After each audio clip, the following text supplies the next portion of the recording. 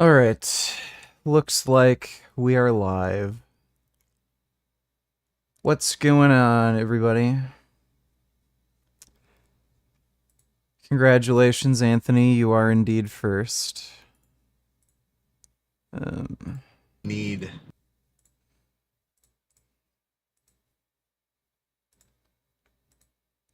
Damn, Jesse James looked. Yeah, there's some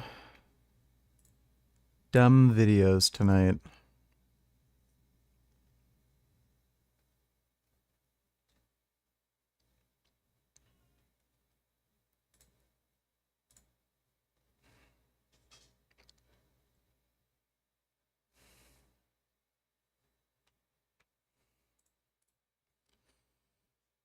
All right, I'm sure Greg is going to have a really stupid take here.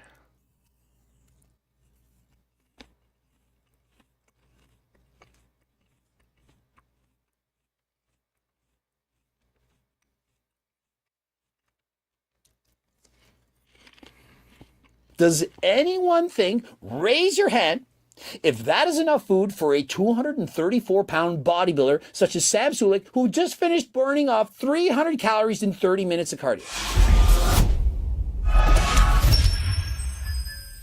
Coach Greg, in today's video, we're going over Sam Sulek's new diet. And I'm telling you, it's got lower calories than last time, and I guarantee he's either losing muscle or not going to build the muscle he once could have. He's dieting too hard, doing it all wrong, and so stay tuned, watch the video, and find out why. And so first things first, he's done... So one thing to keep in mind here with somebody like Sam Sulek, he's on steroids. He's taking drugs that increase nitrogen utilization. So, like, the idea that eating a low-calorie diet is going to make you lose muscle, or that's like a huge concern when you're not really dieting to get that lean in the first place. I think he's just recomping here. He's very genetically gifted, and he's on steroids. Like, why would that be a particular concern? 30 minutes of cardio on a recumbent bike. That's the one where you lay back and make your pedals go around at 160 watts. And he did so at a very slow pace. And I think that's a smart idea. He's not doing HIIT cardio. If he were doing HIIT cardio, it's going to tap in too much to his energy reserve. He's not going to be able to recover as well. He's going to be sore. You want your cardio to be easier than last time so that you do not suffer in the gym. When you're trying to build muscle or retain it, you don't want to pre-fatigue the muscles by doing your cardio at too high a rate. Oftentimes people think HIIT cardio is the way to lose weight. Well, like, the main problem with doing really hard type of cardio, so like at a really high anaerobic threshold, or doing high intensity interval training, it's catabolic and it's very fatiguing. So even if you're doing it like after your weight training session, so it's not immediately fatiguing you, it's just going to be harder to put on muscle or even retain it. And yeah, like on top of the fatigue that's caused, from dieting and doing your weight training, you're just adding to a really high level of fatigue. So it's not a good strategy. But, like, again, the main issue isn't doing cardio before your weight training. Like, the main issue is just that type of cardio while you're dieting. If the purpose of doing it is, like, recompositioning, it's just a stupid strategy. Cardio is the secret to getting shredded. It is not. You simply need to eat in a calorie deficit, of which he's doing. Although he's doing it in too great of a deficit, he is in fact in a deficit and is definitely going to get shredded. Post-cardio, especially post-fasted cardio, will pretty much be your flattest state. And so he's doing his posing post-fasted cardio in which he's at his flattest state. And by that he means his muscles are not pumped up and full of glycogen. And so when you pose when you're flat first thing in the morning without carbs, you're going to look your leanest, but you're not going to have the same pump and pop to the muscles as you have after lifting weights in the gym after consuming carbs. Checking yourself out in the mirror in the morning at the same time, that's a pretty solid indicator of how you look. It's not going to be dependent on whether or not you had a freaky pump, you know, this, that, or the other. And so if you are doing daily checks in your physique, it's important to check them at the same exact time. If you're doing your check-ins right after doing morning, Greg is saying this guy is losing muscle. Like, he's really running out of fucking content. Just, why would you say this about Sam Sulek? morning cardio, you're going to have the same appearance every single time. If you then did a check-in after doing arms and chest, your coach is going to say, wow, you look so much better. What did you do? But really all you did was you got a pump. And so please be consistent when doing your check-ins. And so my personal opinion is I'd rather see him do his posing before doing cardio, because he may not think he has a pump, but trust me, if you pedal on a bike for 30 minutes, you're going to have a pump. The blood is flowing, your legs are going to be swollen, and you are going to have a different look than before you did the bike ride. And so to me, check-in should be done before doing cardio first thing in the morning. Under the same lighting, of course. Like once everything in here is like forearm skin thickness, then we're going to start looking pretty freaky. Yeah, of course, we call this cookbook skin. I can't say the D word. If you pinch everywhere on your body and it's as thin as your forearm, you're basically peeled to the bone. You are stage ready. Hardly any fat. And he will, in fact, look incredible. He already looks exceptionally lean. He looks like he's dieting for competition. But of course, bodybuilders are never happy. They're going for the extremes. And so if your skin is not as thin as it is on your forearms or on your body, remember, that is perfectly normal. It is not normal for someone to have thin skin so much throughout the body that it's the thickness of your forearm. Not only was this a bulk transformation, but dude, the acne transformation was crazy. He used to have a lot of acne. He tried the creams and it did not work. And so he's then took Accutane prescribed by his doctor. Remember, Accutane is very dangerous. It's not easy on the liver, Jesus, and so you bad. do need to get your blood work done. And in particular, if you're taking steroids, namely orals, it can have a great effect on the body, can damage the body, and so you need to be very proactive. Accutane is not some over-the-counter drug that has no negative side effects. It's very harsh on the body, your liver, kidneys, organs, and so on. You can't use it at high doses, and you need to be monitored by a healthcare professional if you are in fact taking Hasn't it been proven at this point that Accutane like massively increases your risk of suicide? I think it like 7x's your risk of suicide or something, and they won't prescribe it for people with depression. Accutane to help with your acne. I know a lot of people get this in secret. People are abusing steroids. They want the Accutane to have the clear skin. But remember, it's very dangerous, and so please be proactive with your health. I don't like practice those every morning or anything. You know, I'm not doing like 4 sets of vacuums. I don't know, just by doing them, you'll get better at them. And so notice how small his waist is. He's able to do a vacuum. This is because he's on a cut. He's not eating nearly the same number of calories. When you're on a bulk, you're force feeding, your stomach is always full. And so it's harder to have that same V taper. The shoulder to waist ratio is not going to be the same, but when you're cutting, your waist is going to be that much smaller. And when your stomach is empty, for example, first thing in the morning, that is an amazing time to practice your vacuum. Yes, acne is a side effect of taking steroids. Usually people get really bad acne going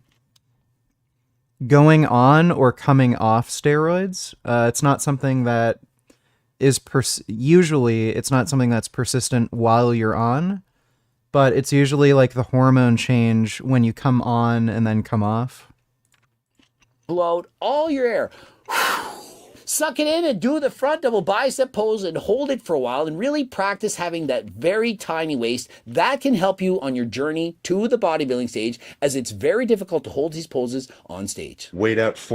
What am I eating? It is a bowl of lettuce and apples. That is what I am eating.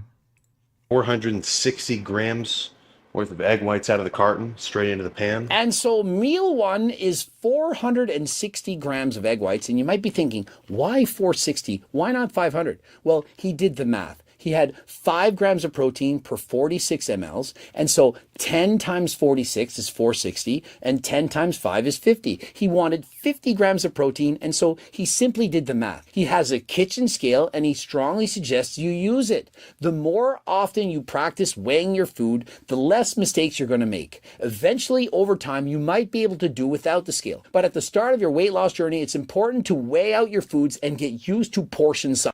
All steroids are vegan.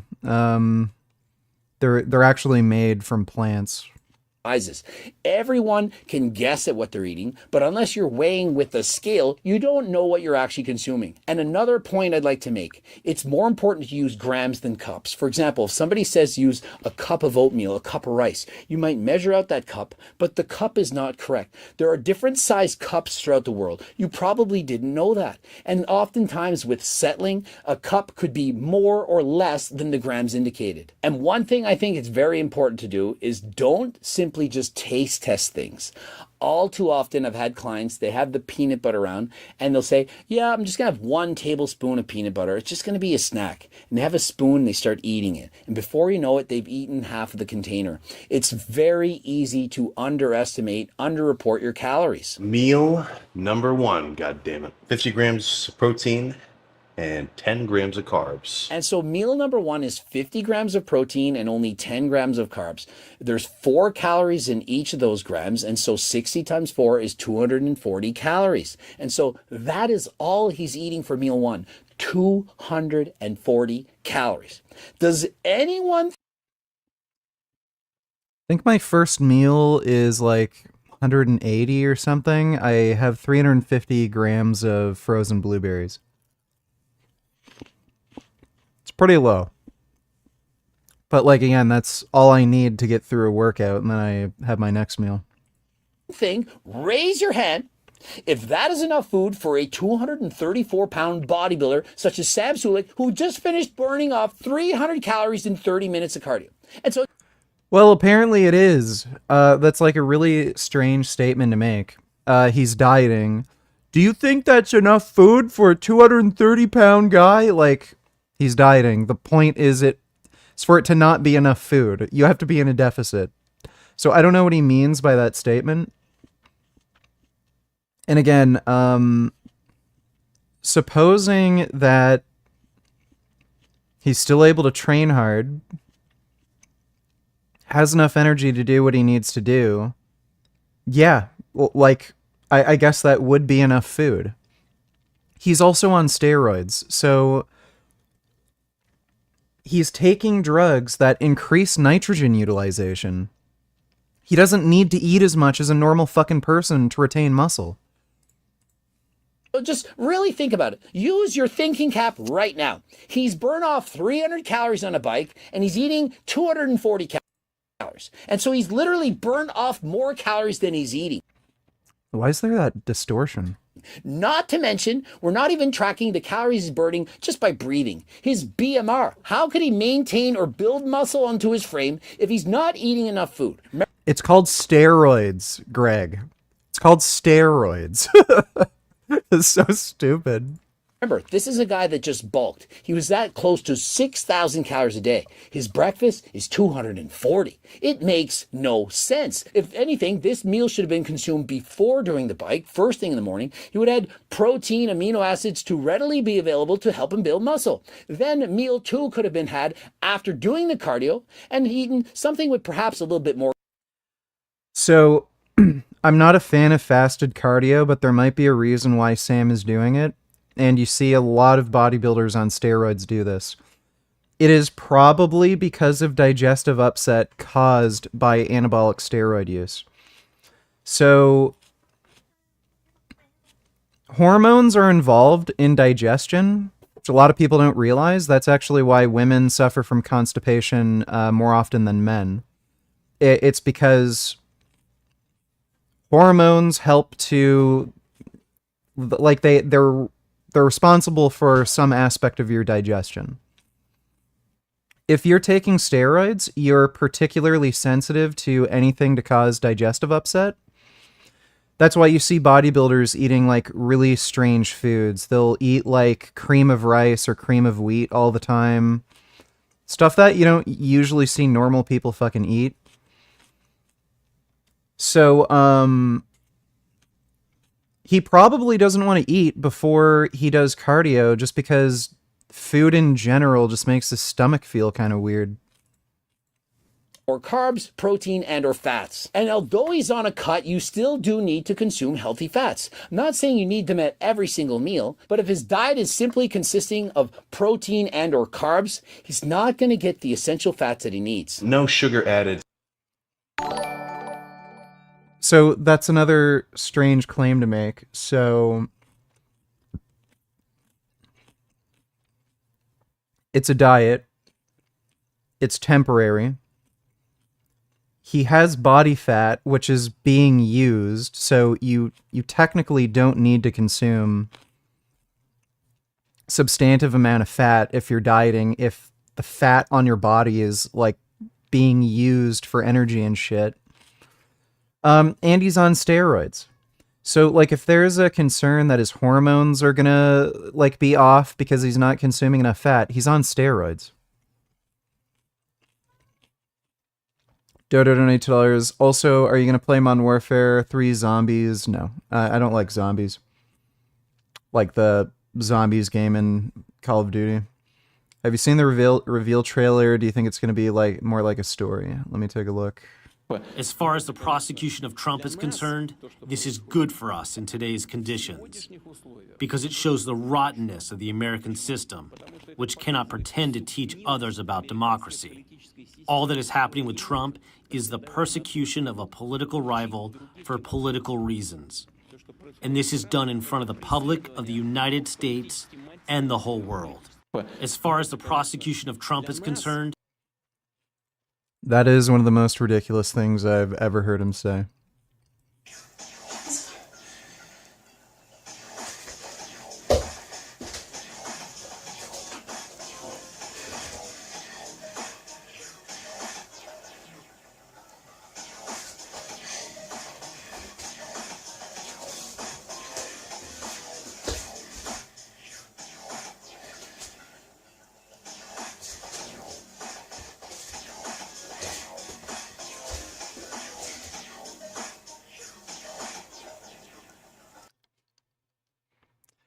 Yes.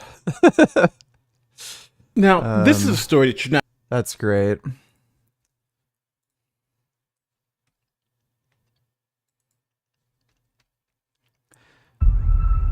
Alright, Zombies cinematic trailer. It's time. Mask up. Light them up.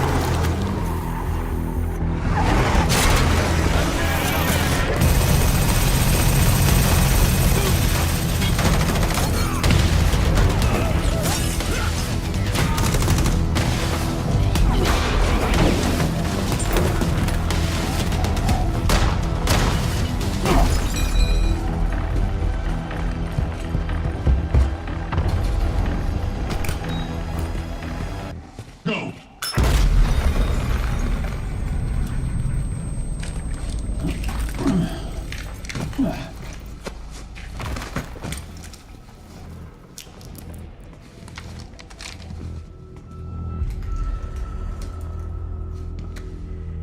Oh, good.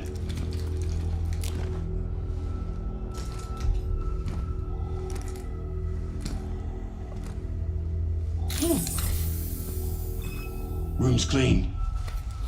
Oh, they're actually real. They're actually here. Let's go.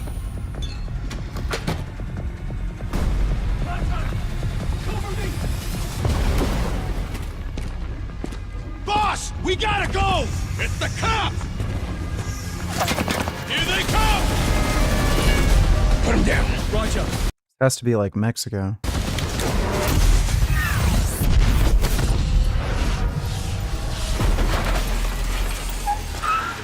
Move out the target. Blanket up. Yeah. Target sighted.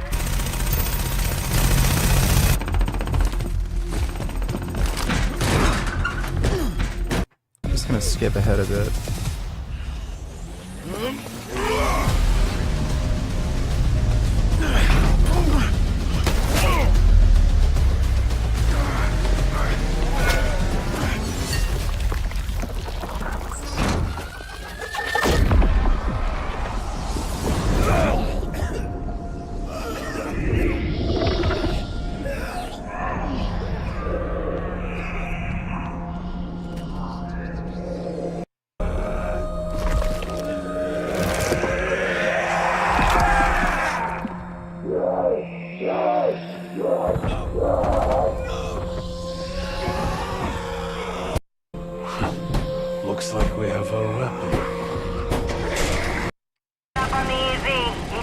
few minutes.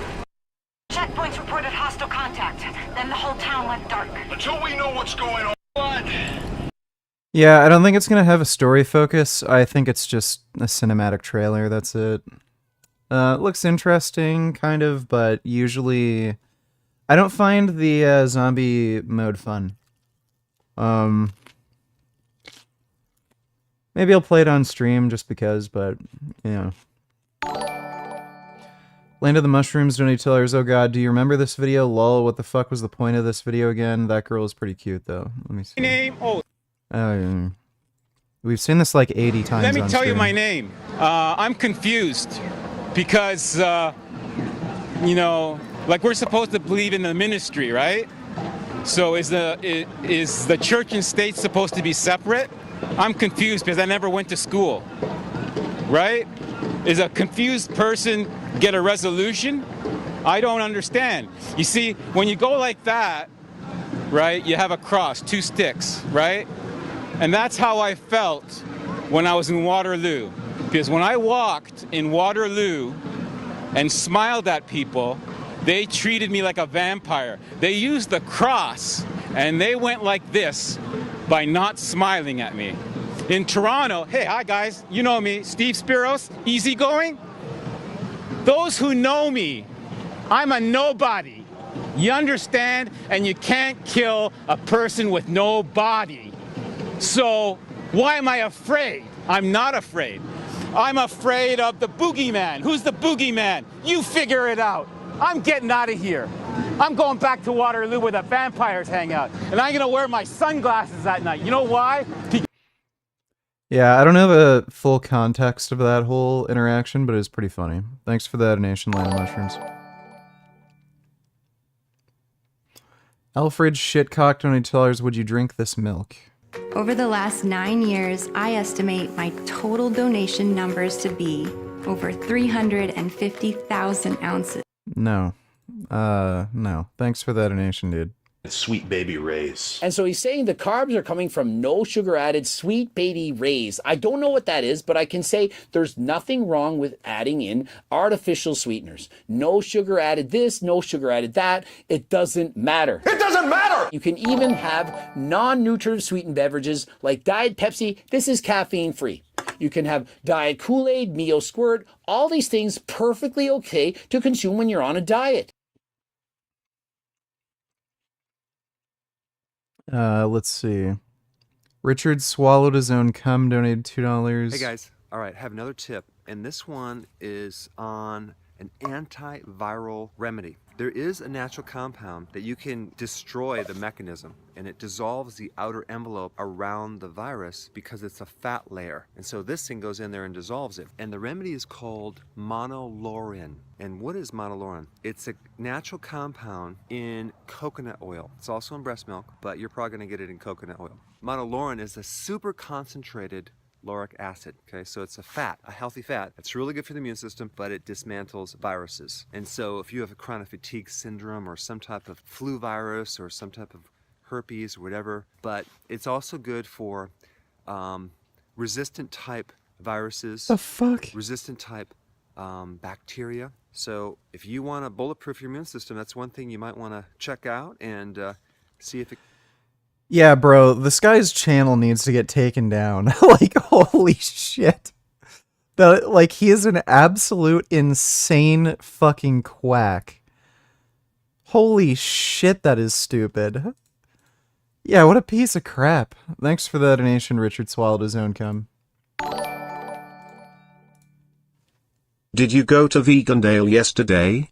I was there. It was fun, but not as good as last year. I did get to meet Lifting Vegan Logic there, which was cool.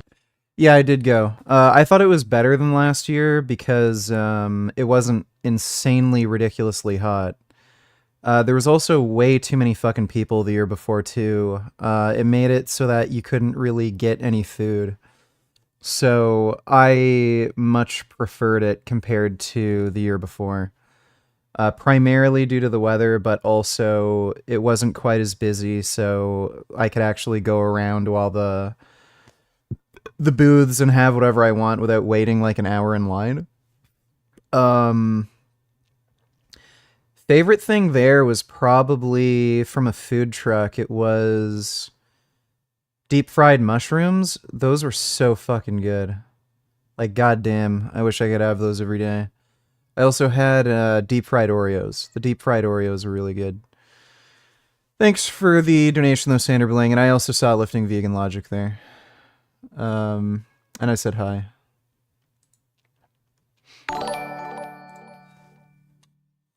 Hi VG, good to see you for another stream.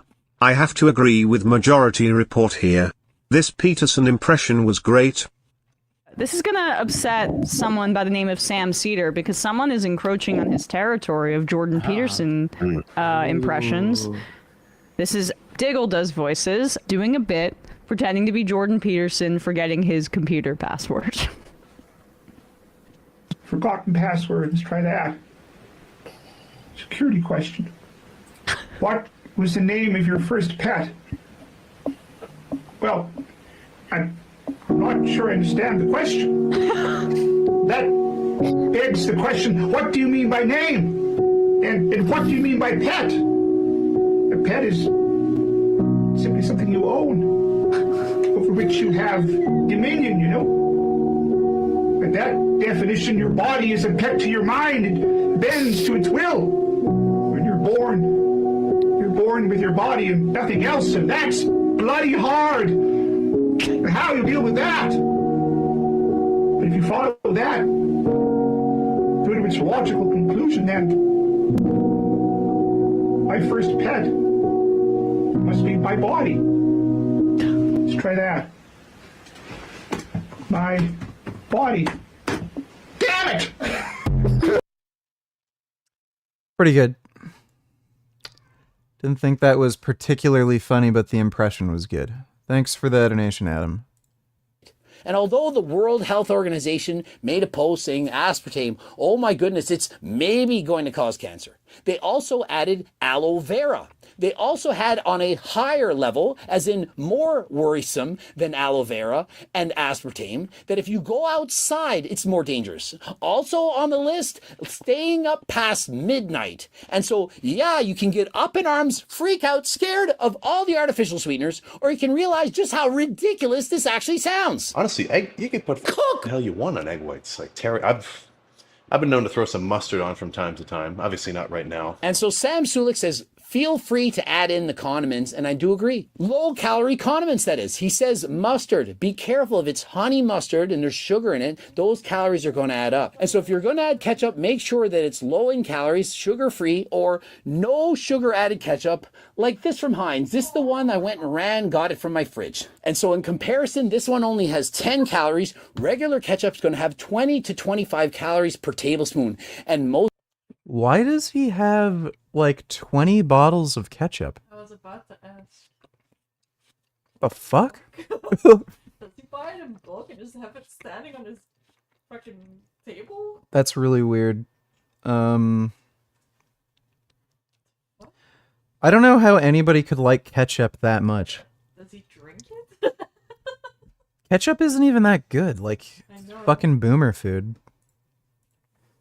Tablespoons, and so these calories can add up quick. Oftentimes people don't add in the calories from the dressing. The ketchup, the barbecue sauce, and the salad dressings, it adds up very quickly. You might be adding in 500 calories a day and not even know it.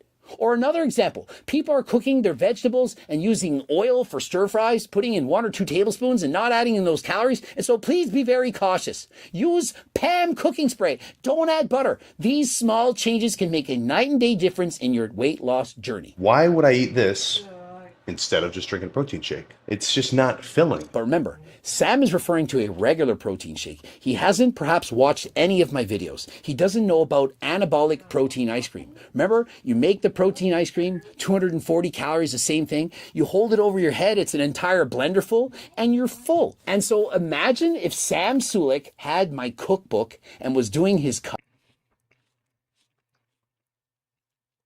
Do not buy Greg's cookbooks. For the love of God. They're not cookbooks. So there's about 100 recipes on how to make the exact same sandwich with very slight variations, and then there's like actual 3 or 4 like good recipes that you'd actually maybe use. Yeah, so just don't bother. He would be amazed at just how much he can eat, how full and satiated it is, and I bet he would no longer want to go on those 6,000 calorie bulks ever again. He'd probably say, main gaining, that is the way. I'm going to eat 4,000 calories a day from Coach Greg's cookbook, and I'm always going to be full, always satisfied, and enjoy my diet every single day. He'll know. I like how he keeps saying that bullshit main gain. Like, yeah, sure, don't eat in a surplus. Just stay the same size indefinitely. What a fucking jackass. No longer need to go on a cut. He'll always look the way he wants. He'll be lean, happy, and satiated. And so I strongly recommend to not only Sam Sulek, but all of you to click the link in the description. And remember, Code Greg's going to save you 10% off. Buy more freaking cookbooks than last time. And if you don't have any money, click the link in the description. Remember, I've been giving away a free diet. That no sugar add ketchup is the best. I can't eat normal ketchup anymore. But when it's available at the grocery store it sells out quick. So like Greg, I buy as many bottles as possible when it's available. You buy like 30 or 40 bottles? That's a little strange. Yeah, I'm not the biggest ketchup fan though. Thanks for the donation, Sander Bling. Appreciate it. And training program to over 60,000 individuals. And so if you don't have the money, you can't afford it, don't worry. We're trying to help everyone. The whole point for me right now is I'm trying to eat like normal meals, normal amounts of food, get food into my system, actually kind of feel a little full, but not eat foods that are full of calories. And so Sam describes the exact benefit of having my book. You can eat larger servings. He talks about if he had whole eggs and buffalo sauce, the amount of fat and calories, he'd have to have such a small little schmuck serving, perhaps 3 bites, and it wouldn't keep him full, wouldn't be satiated, and you're likely to cheat on your diet. And so that is why this diet book can in fact change and save your life. Ranch dressing tastes like you shit. see all the people I run into, they bought my freaking cookbook. Close to 100,000 individuals. Let that sink in. Close to 100,000 people bought my books, and it's made a difference in their life. That is a lot of individuals, a lot of people. It's not just hundreds, thousands. 100,000 people bought his cookbook. I gotta do some math here.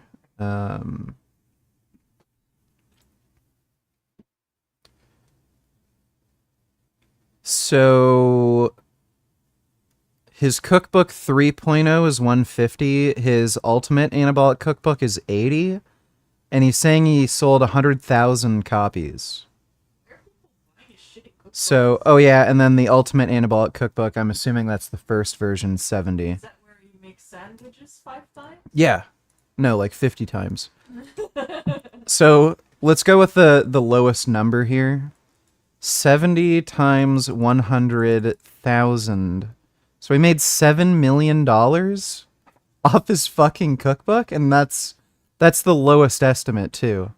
Like what? What the fuck are you doing wrong? Yeah, I know. That is insane. Dodo $2, can you react at 5350? Sure. Let me see. It's like Philip DeFranco. Well, we already saw this entire video. My life is ruined forever. Nobody cares. Y'all want to be millionaires. We have a broke boy work ethic. I'm finally talking. I'm here. I'm here. I'm him.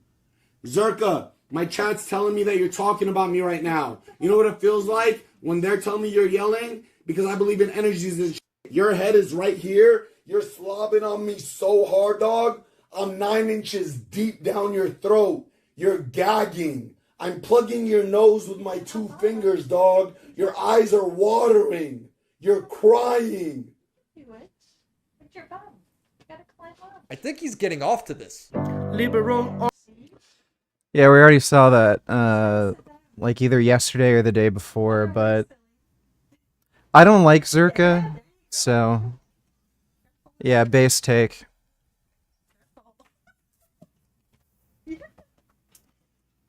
Thanks for the donation, though, Dodo.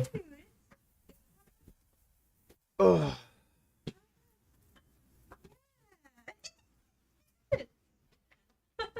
Richard. Yeah. Teaching her to jump on. Yeah. No, Finn. No. Getting excited. No, I don't want any pooty guys. Look at him. Look at him. Oh. Stop being pooty. Finn, settle. Settle. Finn, settle down. This is why I don't want him on my lap. Finn. Finn, settle. Fuck's sakes. He never stops.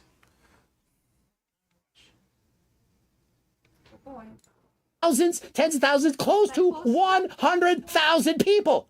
So you might be thinking, oh, the book doesn't work. Does it not work? Do you not see the benefits this can provide? Everyone is looking for the quick fix, the answer, the solution. Oh, bulk and cut, back and forth. No one knows what to do. Get the book. The book is going to work. Because if you're trying to lose calories, each meal, if you're not tracking those little bits of like extra whatever that you wouldn't really think about to catch, that shit can add up. And if you're preparing your meals and taste testing this and eating some of your kids' bites and taking a spoon out of the ice cream and so on, those calories add up. You can't just pretend, oh, I eat 1,200 calories a day and my metabolism, it's so slow, I can't lose the weight. Yeah, you can, because you ate 2,000 calories. You didn't eat 1,200. Well, how drunk you got on the weekend. You didn't count that cheat meal that turned into a cheat weekend, not only on your girlfriend, but also on the diet that you're supposed to follow. Every time I eat now, honestly, it's like I've got an OCD compulsion. Instantly open up the stupid, simple macro tracker, plug in the macros, and go about my day. And some people might say, yeah, that's an eating disorder. I personally don't believe so. I think that he just cares about what he's putting in his body, and he wants to know about it. If I said... Buddy, this guy eats like an entire box of Krispy Kreme donuts while he's bulking. He doesn't care what he's putting into his body, okay?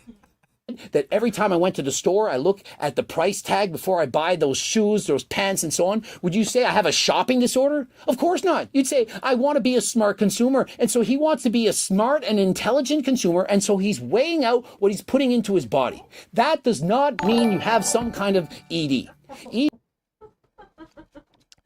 Dodo $92. Book publisher fees are usually 90% plus. So Greg doesn't make anywhere near the amount you think he does. Also read the comments of his of this. When are you going to play games? Can you start in 1 or 2 hours? Can't make any guarantees, Dodo, but chances are we're going to play games like around 12. Chances are. He's self-published. He even went on like a crazy rant about how Amazon like takes a cut of your money if you try to like sell on Amazon or something. So I'm pretty sure he like self-published the book.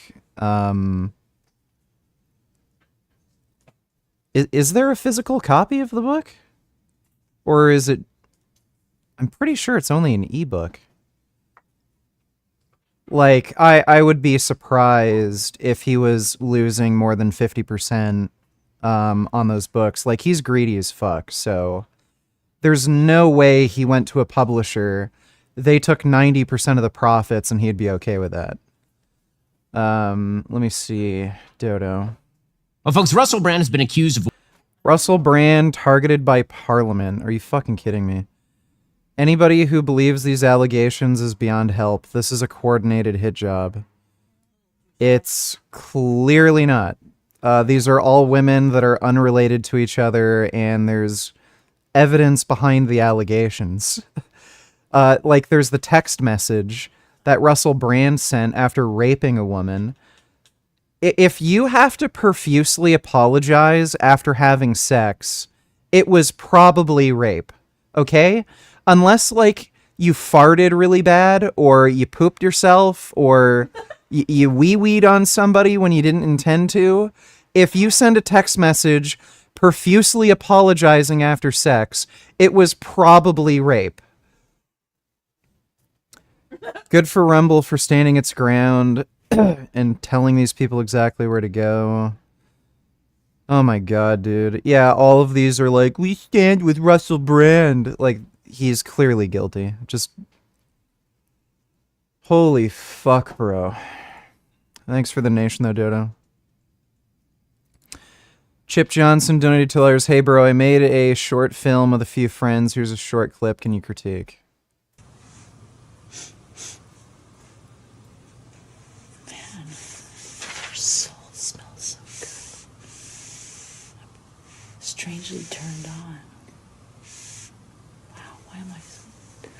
What are you muttering to yourself about? Will you please just clean the fucking coffee table and get the fuck out? Not really into foot fetish videos. Give that a 2 out of 10. Thanks for the donation, Chip Johnson.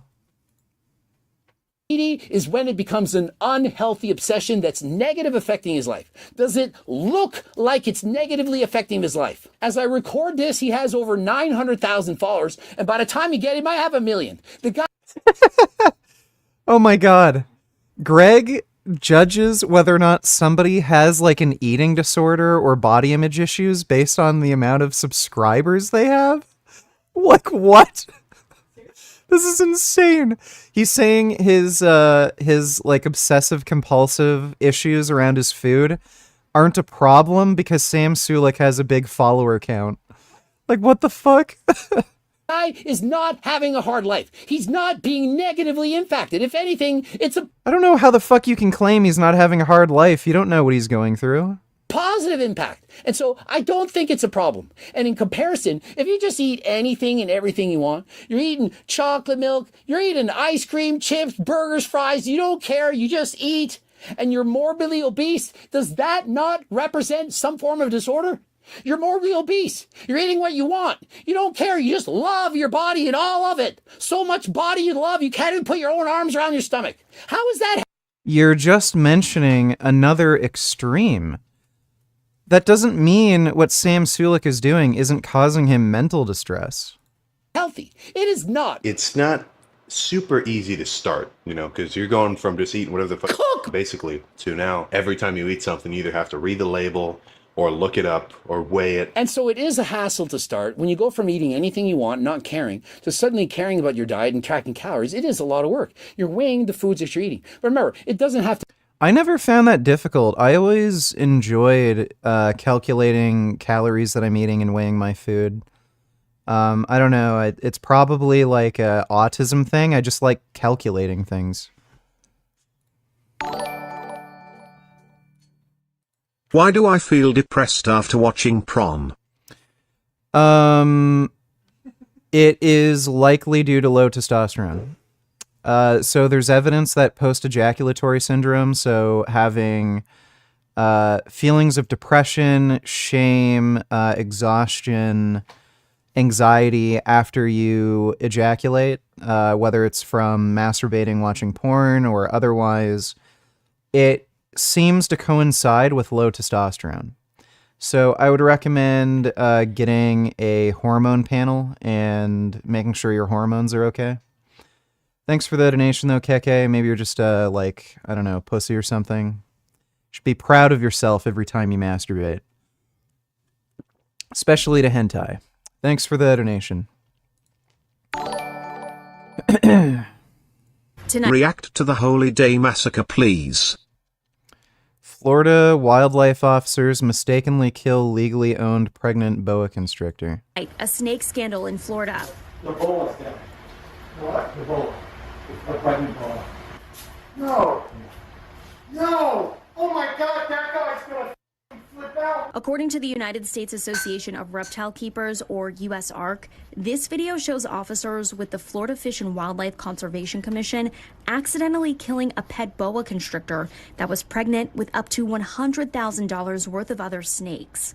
And when the officers realized they were I can't say I'm sympathetic in any way.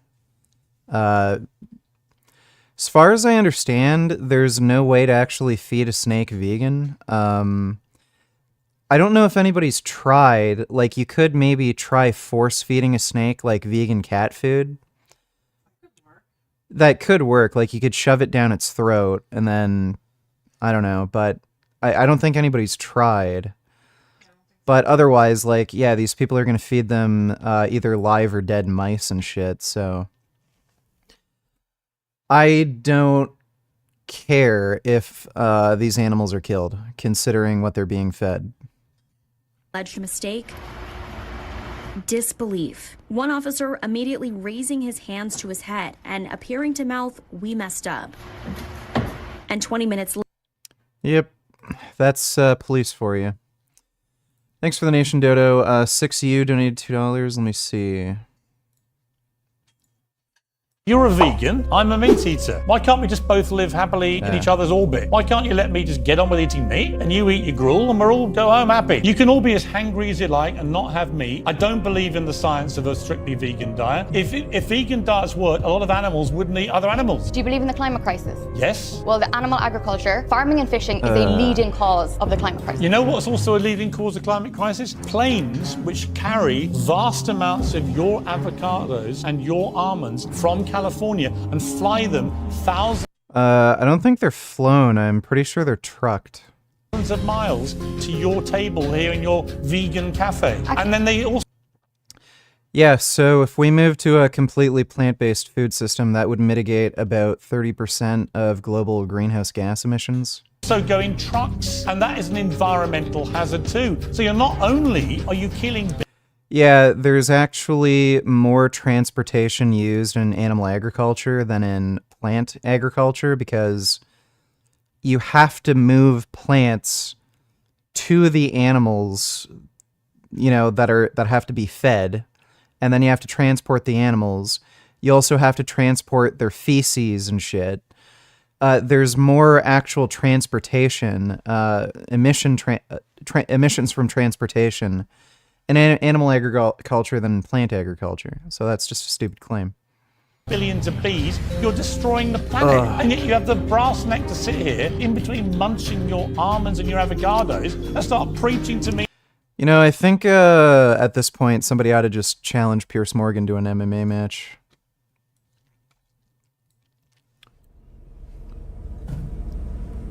There's gotta be a way out of this. Johnny, I'm dying. There's nothing can stop that.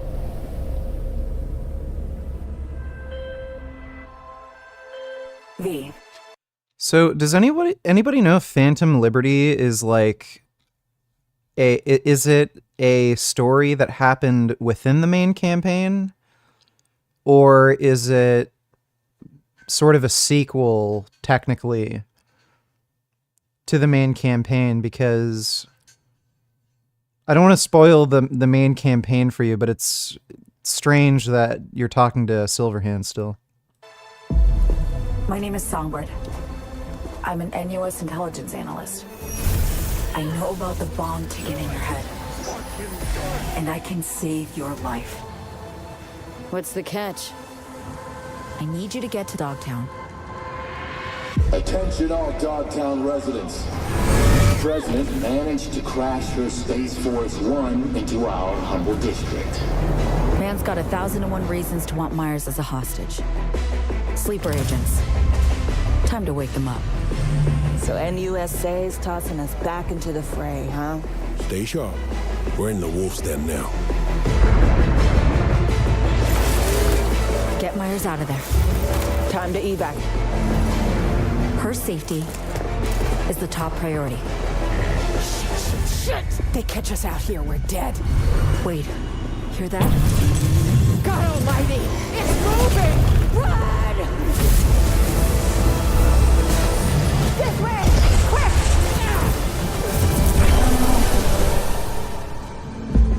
Someone ratted us out. You know, V, treason ain't ever black and white. It's a charade, V. Wherever she goes, people get hurt. Bodies drop. Just want what Songbird promised me. The cure. The situation's changed. I need to know if you're with me. Illusion of freedom draws in the desperate. Pick your truth, V. Come on. Got iron in your head. Gotta put it to someone's head. Pull the trigger. If I don't do anything, and do it soon, I'll die. Yeah, I'm pumped for that DLC. It looks really good. They did a big like graphics upgrade for the game too, and gameplay upgrades.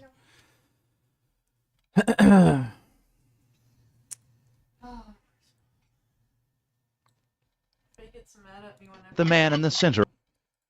I've seen enough of fucking Beetlejuice.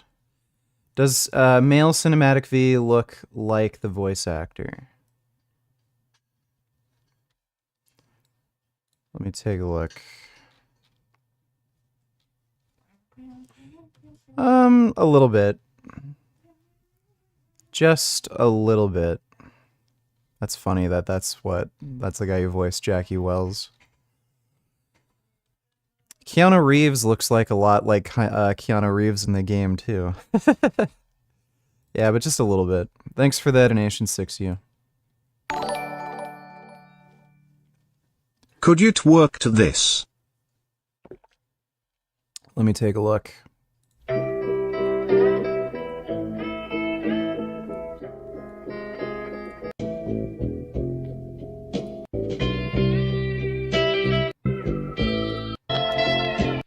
Well, I could certainly try, but that would be a difficult song to twerk to because it's pretty goddamn slow. But as long as you give me 50 PayPal buck, anything's possible. Thanks for the donation, Mixmaster Lee. Dodo donate tellers, but mice and rats are omnivores who eat their own babies and spread fatal diseases, so snakes eating them is a good. Them, because they are vermin, deserve to die. Well, you're not talking about wild rodents. You're talking about rodents that are bred for the purpose of feeding them to snakes. So pet shops will breed rodents so that they can be fed to snakes. You're not like they're not just eating wild rodents. There's also debate as to why certain animals kill and eat their own young. It's possible that they can actually detect genetic diseases in some of their offspring. So there might be a survival advantage for them doing that. And I know some animals, they only do it when they're in captivity as well. But thanks for the donation, Dodo. To be forever. You're going to quickly learn which foods you should eat and which ones you should avoid, and you're going to learn about portion sizes, and so before you know it, you probably won't even need the scale. Unless, of course, you're a bodybuilder and you're following a very specific diet, then you might need one. But if you're just trying to maintain a healthy life like Coach Greg, I don't track everything. I'm not weighing my food. I just eat.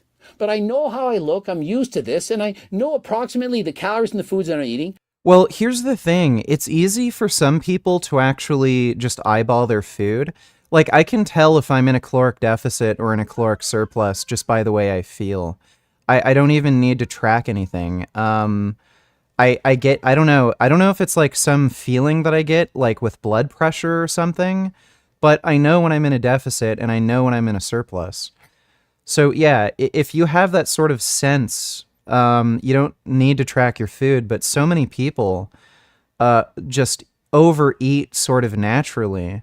You can even just look at issues with self-reporting in obese populations. A lot of these people think they're eating way, way fucking less than they report. So I would argue, at least with the current like food system that we have right now, like people really do have to weigh their food, at least most people.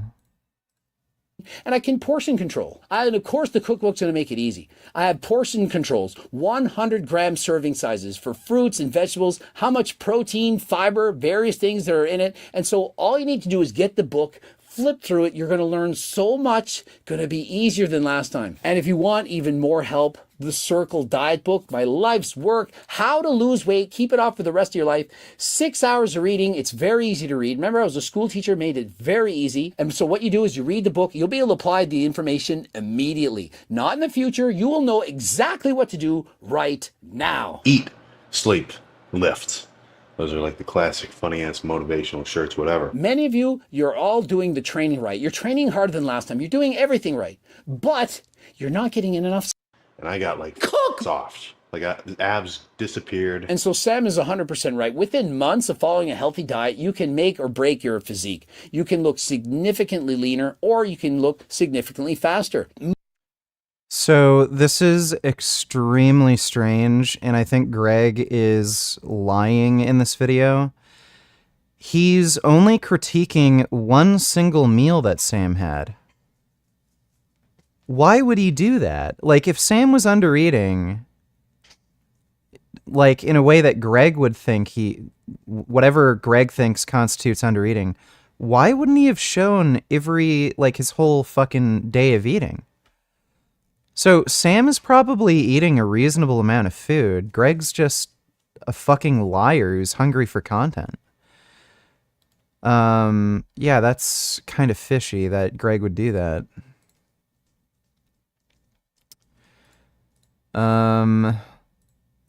Let's take a look at Sam Sulek. Why you aren't making gains? How often do you need a rest week? How often are you taking significant periods off of the gym? You know, and by significant, I mean, you know, more than like 3 or 4 days. Because, I mean, it's noticeable enough that that's going to most certainly fucking affect your progress. Now, be it... So, it's pretty typical to have 2 consecutive days off per week if you're training consistently. Maybe 3, depending on your program. But, yeah, that's... You should be taking about a week off roughly every 8 weeks, give or take. It's just scheduling issues. I mean, yeah, it's kind of hard to get around that. But, you know, consistency, if you actually want to make progress, it's probably the fucking #1 factor. You know, you're not going to get jack shit. Let's say you do lift. You go in fucking maybe twice a week, and you got the craziest fucking workout ever. Insane pump.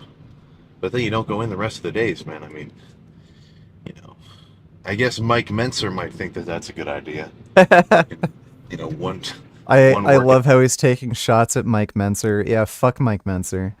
The videos that are being uploaded of Menser on TikTok are just so fucking retarded. Okay, say goodbye to Finn. I'm gonna put him down.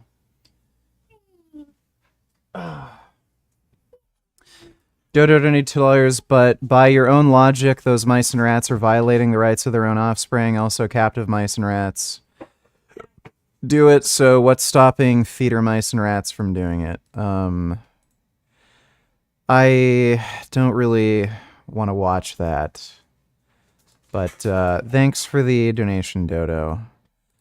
I think it's a bigger ethical issue to breed fucking mice to feed to snakes. But thanks for the donation, jackass. Out and then 4 days of rest. I'm not so convinced.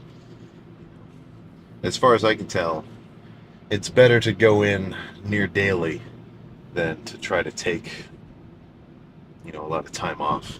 And a lot of the time I think that... Well, that's true. You know, the reason that you might get tired of training is just because you're not...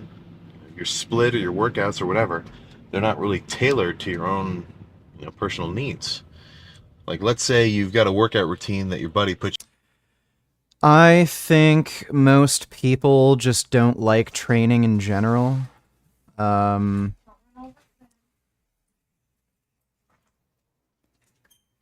don't know why that is. I like exerting myself and lifting and shit. I know there is a genetic link to, like, propensity to exercise. So some of this might be genetic, some of this might be hormonal, some of this might be the way you're brought up or your own personal goals, vanity, but, like, most people just don't really like training hard. Simple as that. You want or some shit, or maybe you came up with one, kind of a beginner, and it's just too... Don't you find it weird that people are walking around with huge muscles by just sitting in a room in one place on their ass lifting weights? They didn't get them from doing everyday things. Most exercises are not performed sitting. But no, I don't find that weird. Doing normal everyday things is not training. Training is a specific thing. Training is periodization. Training is attempting to elicit specific adaptations. If you're, I don't know, what's a construction worker, you're not doing training. What you're doing isn't periodized. What you're doing isn't progressively overloading. So you wouldn't expect the biggest, strongest people to just be construction workers. You'd expect the biggest, strongest people to do training. Thanks for the donation, though, Mixmaster Lee. Appreciate it. Why do you hate Mike Mensa? I just recently been seeing videos about his life and I know he was into that EAT-type workout routine. Him and Arnold got into a few times. Do you think Arnold should have won the 1980s Mr. Olympia? Some say it was rigged. Well, it was rigged. He shouldn't have won. That was clear. He did not have the best physique on stage. Mike Menser is basically completely and utterly full of shit. That's why I don't like him. Nothing he says about training, like doing one single set to beyond failure and that's all you need. Very low volume, but extremely high intensity. It's just not supported by research, and he doesn't accept that. What he does is he tries to use mental gymnastics and mislead people with either bogus research or misinterpreting research to support his claims, rather than, just saying, like, look, this might not be supported by research, but it gets fucking results. I don't really care if it's supported by research. I've had so many clients myself. I'm a top level, like, Mr. Olympia competitor. If you, like, there's no harm in trying this, so you might as well at least try. Like, he doesn't do that. So the guy's just dishonest as fuck. His training advice is just objectively not ideal. And he lies in order to promote it. So that's what I don't like about him. Thanks for the donation, though, Vegan Ninja. Yeah, Mike Menser ended up using methamphetamines as a pre-workout. Not heroin. He was a meth addict. Too fucking much volume. You're in the gym for like 2 hours every lift. You're getting fucking tired of it. You're not getting an awesome pump. It just feels like work. No fucking wonder you're tired of that shit, man. But that's kind of up to you, unless, maybe you want to like pay a coach to come up with some shit for you. But I would say the best, well, not even the best, I always like the fact that I'm coming up with my own shit, because then it just lets me sort of adjust my workouts and my rep schemes and my styles and whatever to what I know is going to feel good and give me results. Now, obviously, that's going to take a bit more effort on your end, but it's definitely going to be worth it. Especially if you can come up with a routine that you can actually stick to and enjoy. It doesn't. It's about to say.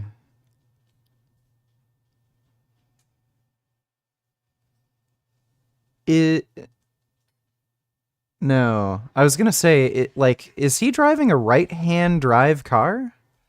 But I think it's his phone mirroring the image. So I think the lettering on his hat is backwards. Feel like you're just doing arbitrary work, then it's just going to put you on a fucking upward spiral. If every time you go to the gym, you like what you're doing, you like the fucking pump from it, and you like the progress, there is no fucking reason that you would stop. But if you don't like what you're doing, you're getting like shit pumps. Yeah, so some training's better than no training, obviously, but if you're just going to go to the gym and do whatever you feel like, That's not really training, especially if you're not kind of like Sam Sulek, where you're deliberately trying to do at least similar exercises for each body part. Maybe you'll do different row variations each time, but you are just still doing a row of some sort, and you're deliberately trying to do something that's more difficult than last time, and you're progressively overloading. You're going to get results from that, but there's so many people that you'll see at the gym who are regulars, and you'll see them doing different workouts each time, and they might be having a good time and having fun, but it's not really training because there's no periodization strategy to it. So yeah, it's important to some extent to enjoy what you're doing, but this is one of the reasons why people don't like going to the gym and actually training. Yeah, for a lot of people it is monotonous, and they don't like the idea of doing the same thing just a little bit harder each time. That's why it's way easier to convince somebody to ride a bike or rollerblade or do calisthenics at a park or something than actually go to the gym, lift weights, and train. Donald Horace donated $2. Thoughts on Blaha versus natural hypertrophy? Also, Adderall plus tadalafil equals best pre-workout. Never had Adderall. I have been on tadalafil. I don't notice any better pumps taking tadalafil. It doesn't do anything. I've tried higher doses too, and it just doesn't do anything. I might notice a slightly better pump in my triceps, but I've never noticed tadalafil giving me better pumps. Does make your pee-pee harder, but yeah, I haven't noticed it actually improving any of my workouts. And natural hypertrophy shits on Blaha well. I pretty much agree with everything he says about Blaha. I don't agree with a lot of other things he says, but I think he's usually on point with Blaha. Thanks for the donation, Donald Horace. You're just not enjoying it. Then there's no real reason apart from... Serbian guy donated $2. What's your opinion on arm wrestling as a sport? Have you heard about Devin Larratt? I follow arm wrestling. It's cool. I like how it's niche. I like how it's kind of hyper specific. So I like it as a sport. I might get into it. And yeah, I know of Devin Larratt. I loosely follow him. He's the Canadian champ, and I think right now he's either the world champ or rated 2nd or 3rd in the world. Thanks for the donation, though, Serbian guy. Dominique Lopez donated $2. Are consequentialist utilitarian vegans retarded or okay? I'd say they're retarded. Every time I debate a utilitarian who's vegan, they end up having the most stupid takes. Peter Singer is the worst one. He thinks it's okay to raise animals and then kill them and eat them. And he was pressed on this, so long as they're treated well, because he believes the net effect is you're bringing more conscious beings in the world that are living a good life. So even if you're killing them, the net result is good. He ended up biting the bullet on doing that with fucking human children. So he said it's morally acceptable to raise human children and kill and eat them so long as you're treating the children good before you kill and eat them. So it's if you have a moral philosophy like that, I mean, you're just fucked in the head, in my opinion. It's consistent, but that's just fucked.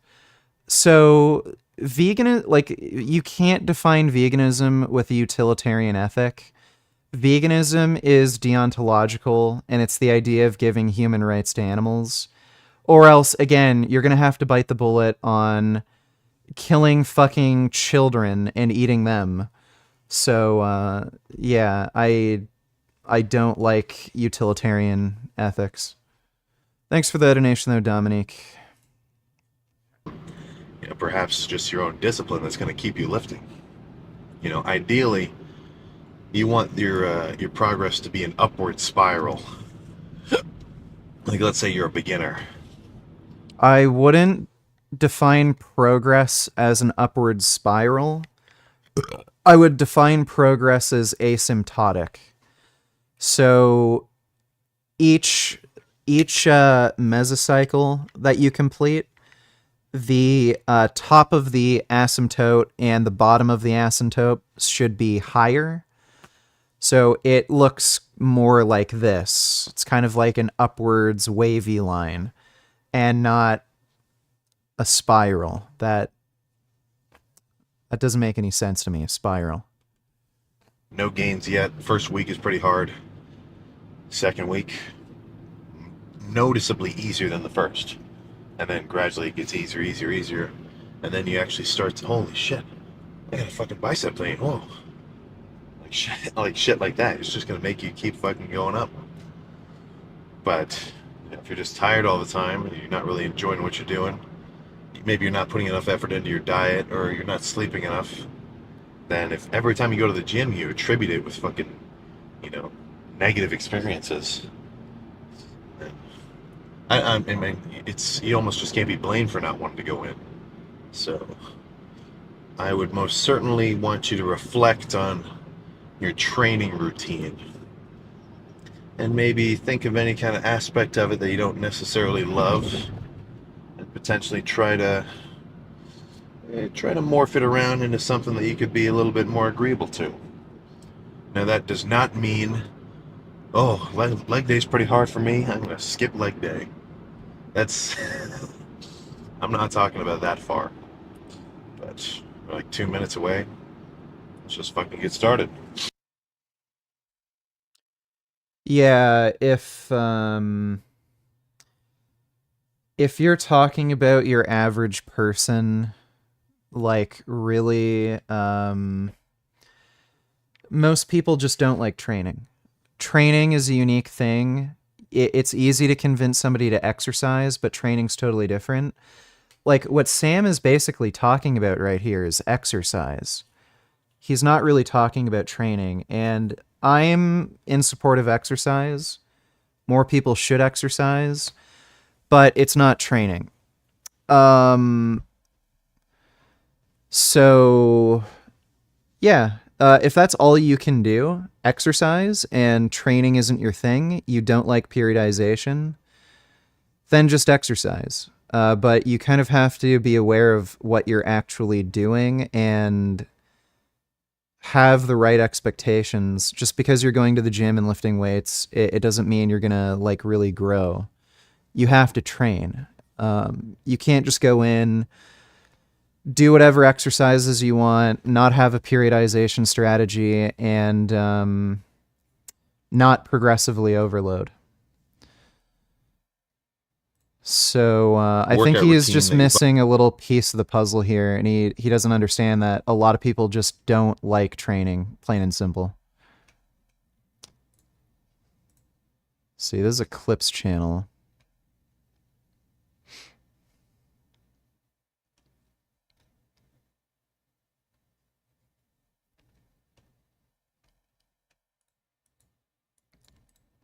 I see a lot of just the same shit. Like, I'm not saying that everybody wants to be a fucking, huge ass fucking bodybuilder and just put on as much muscle as possible. But, even if you're not trying to make insane gains like that, right, you should still be making, progress consistently throughout your fucking lifting career. Like, obviously it'll slow down after a while, but, I think a lot of people, what'll happen is they get stuck in just a not bulked and a not cut, just a maintaining phase, where they just go to the gym, they do their workout, they don't really get that amped up. Like, just training becomes so difficult after a while. A lot of people just can't handle the difficulty, both mentally and physically. That's Like if you're talking about people who have at least a, you know, moderately serious interest in training, I would say that's most people's problems. It's not just they're not bulking enough or anything. They just can't handle the harder training. Just going to the gym to do the workout, that's the goal. Which, there's nothing wrong with that. I'm not saying you gotta be a fucking animal about it. But Lol. Never buy no weed from the gas station, bro. If the nigga ain't in your contacts, don't never go to the gas station, bro. I went up there at 11 o'clock last night, tried to give me some weed, bro. I smoked that shit, woke up, my motherfucking eye was right here, and my other eye still right here.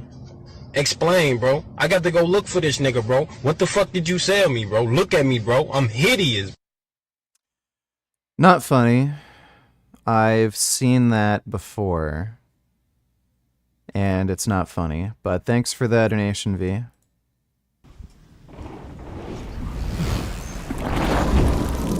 Yeah, dude, I really gotta learn how to jump a mountain bike.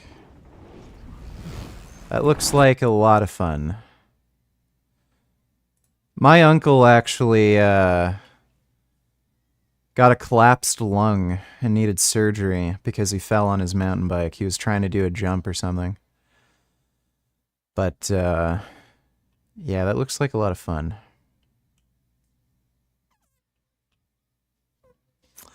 I don't know if there's any new Blaha mints. Don't think there are. if you're the type to want to, seriously make some progress over time, then as years pass, your lifts should get more and more intense.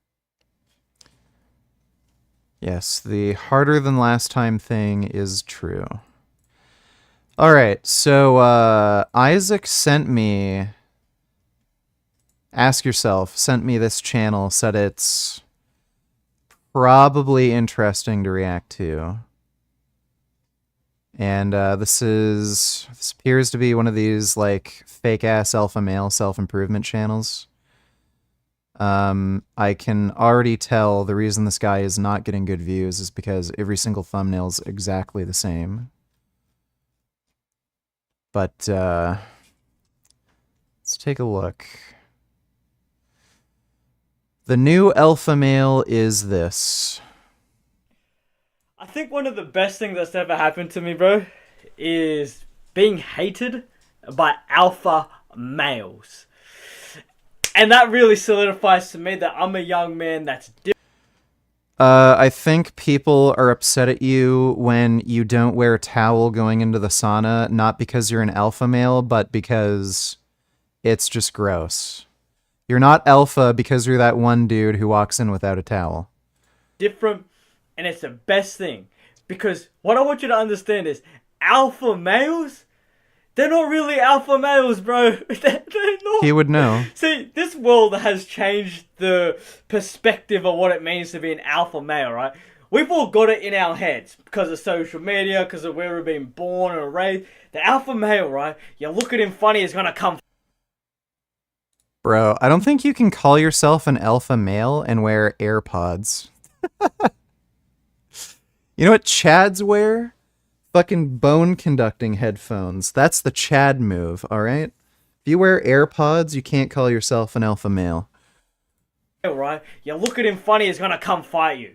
Usually on steroids, big and tall, like just overly loud in their appearance, in their everything. And I can tell you, look at me for a sec, bro. 5'8", Indian guy. Competent, confident, focused, disciplined. I run circles around these alpha males because it's usually the people that are the loudest in the... Yeah, so here's another pro tip. If you're calling yourself an alpha male, you're not an alpha male. You have to tell everybody, when I walk into the room, people get intimidated. You have to tell people that, you're not alpha. In the room. The ones that act as though they're about it, they're the ones the most broken, insecure inside. And this world has changed the perspective of what it means to be a young man that's about it, right? Look at me, bro. I'm 5'8" tall, average, average height, confident as fuck. I'm the fucking alpha male. I can tell when people aren't alpha, cause they have to like act like alpha males, but me, I don't have to act alpha. Like, this is pathetic. Hopefully, like, no girls see his channel. Holy shit, imagine how dry his fucking dick is gonna get if any girls watch this. True alpha male. I don't even like that word. I like framing it as a young man that's about it. See, for a very long time in my life, I looked at myself, right, as 5'8", Indian guy. I could never be masculine. I could never be a young man that's about it. Why does being Indian and 5'8" make you think that? Sean Forrest donated $5. Thanks for the donation, Sean. Appreciate it. I've told you boys the honest truth about me that in my younger years, I suffered immensely with so much insecurities about myself. Growing up, I grew up so poor in the ghetto, insecure about all of that, had crazy family problems, bro. Stuff I went through growing up, who I was, fat, overweight. Yeah, you can tell he's not poor anymore because he has an LED light strip next to his whiteboard here. Indian kid, buckled teeth, no confidence, coming from the ghetto, broken family. I hated myself, and I said to myself, Blahapedia donated $2 flashbacks. I've heard, you see this online, you'll see guys, I've seen guys write this, an alpha male does whatever he wants. That's like, no, he doesn't. Your boy does whatever he wants. Yep. And alpha male also doesn't have to say alpha male, just saying. Yeah, exactly. I do come across as the tough guy, the alpha male. Yeah. He's literally fucking Blaha. Thanks for the donation, Blahapedia. Yeah, he might actually be worse than Hamza. and I always instilled it in myself, I could never be a man. I could never be about it, right? And that could be the furthest thing from the truth.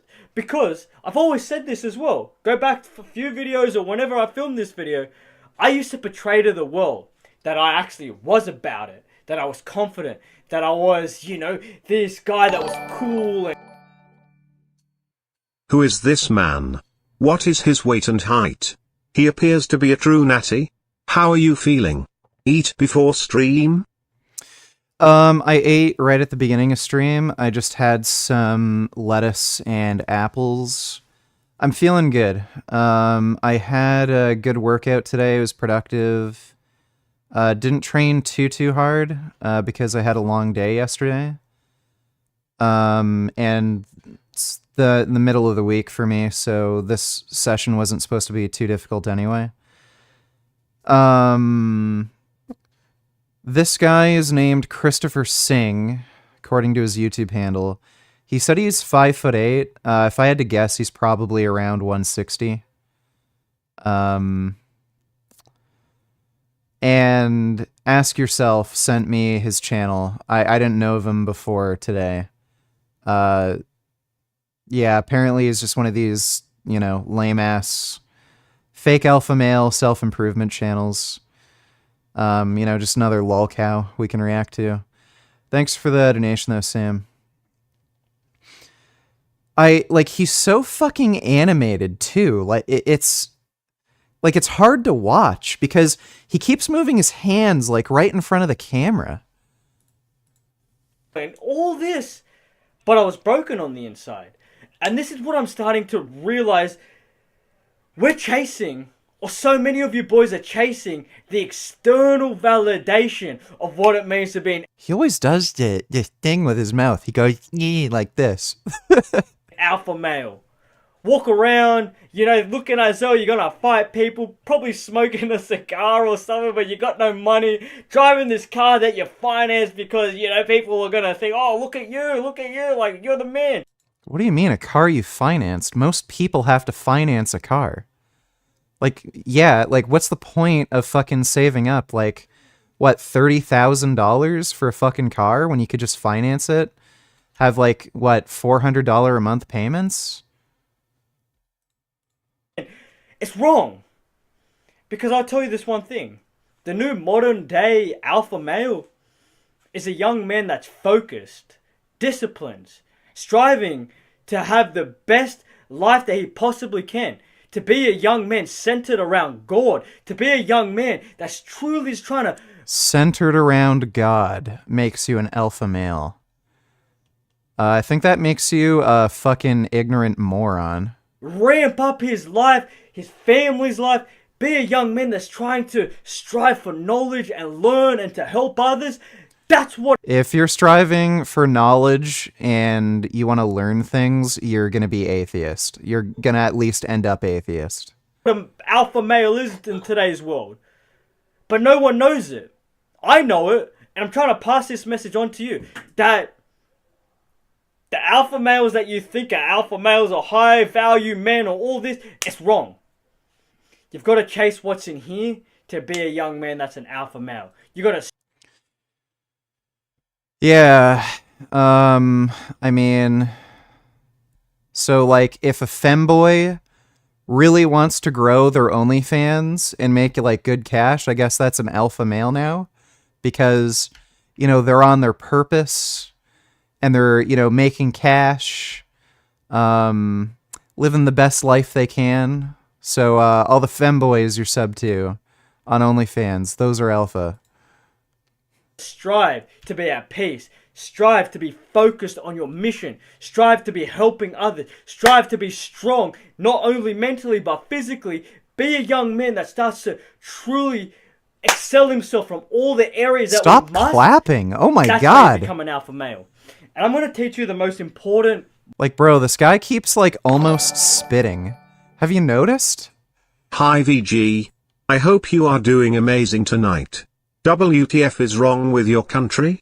Did Canada not do their fucking research when they were celebrating this piece of shit monster? Let me take a look. Canadian government honors 98-year-old Ukrainian Nazi whose unit burnt alive Polish civilians during World War II. A dozen standing ovations. There was also one for this man, a 98-year-old Ukrainian Canadian who fought for Ukrainian independence against the Russians during the Second World War. At least a dozen standing... Yaroslav Hunka, now 98, was a member of the 14th Waffen Grenadier Division of the SS in Ukraine. The military wing of the Nazi Party, the unit was also called SS Galiciana. Galiciana members burned approximately 1,000 Polish villagers alive. Anyone on... That's weird.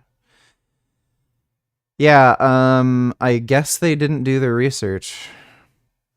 Very weird. Thanks for that donation though, Ben.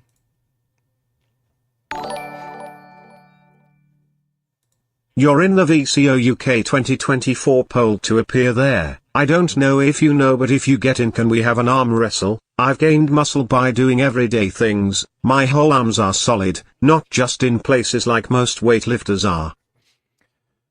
So I do a lot of grip and forearm training. I'd have to actually practice though. I don't think I'd just be good just from strength training. I might get into it. I'll see. Like right now my elbow's too fucked to actually do competitive arm wrestling. But I'll consider it in the future for sure. Thanks for the donation, Mixmaster Lee. Appreciate it. Word, a lesson that took me 25 years to learn, bro, or to understand. If you want to feel happy in life, if you want to feel like an alpha male, a man that's about it, the one thing that you must understand, if you want to feel like an alpha male, you're probably not ever going to feel like an alpha male because the idea of being alpha is just fucking stupid.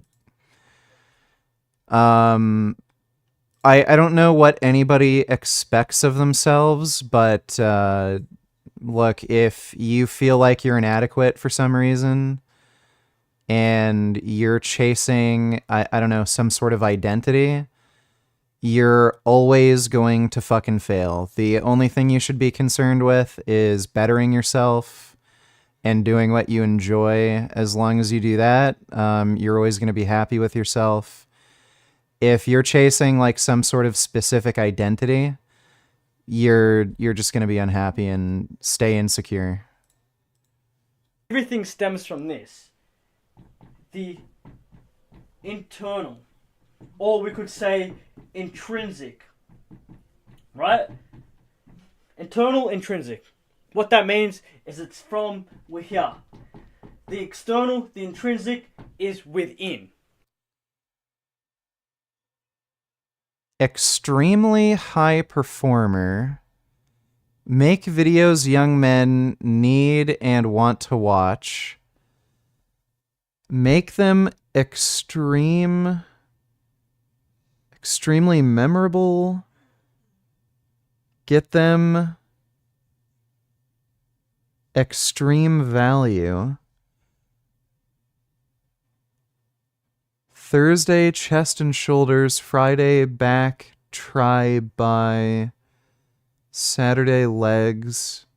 Before every workout, 10-minute sprint, 150 pull-ups, 150 knuckle push-ups, 500 weighted sit-ups. Why is this on this fucking board here? See, the outside, or the world that we live in right now, has told you, focus on getting validation from the outside world. Go get it from the world and neglect yourself. Like, I wonder if this guy has a drawer filled with, you know, like, all work and no play makes Jack a dull boy. Like, he just keeps writing that over and over again. And that could be the furthest thing from the truth. See, to be a real alpha male, I've got to stop saying that word. To be a young man that's about it, you've got to understand that there are certain... What's the word? Prerequisites that will make you a man that's about it. It's the honest truth, bro. And everything stems from the internal and the intrinsic within yourself. See, what I want you to understand is, you can see all these people that are overly loud, right? They're alpha males, but they're frauds. This guy is a clown on camera. If he actually acts like this in real life, imagine him trying to hit on some girl.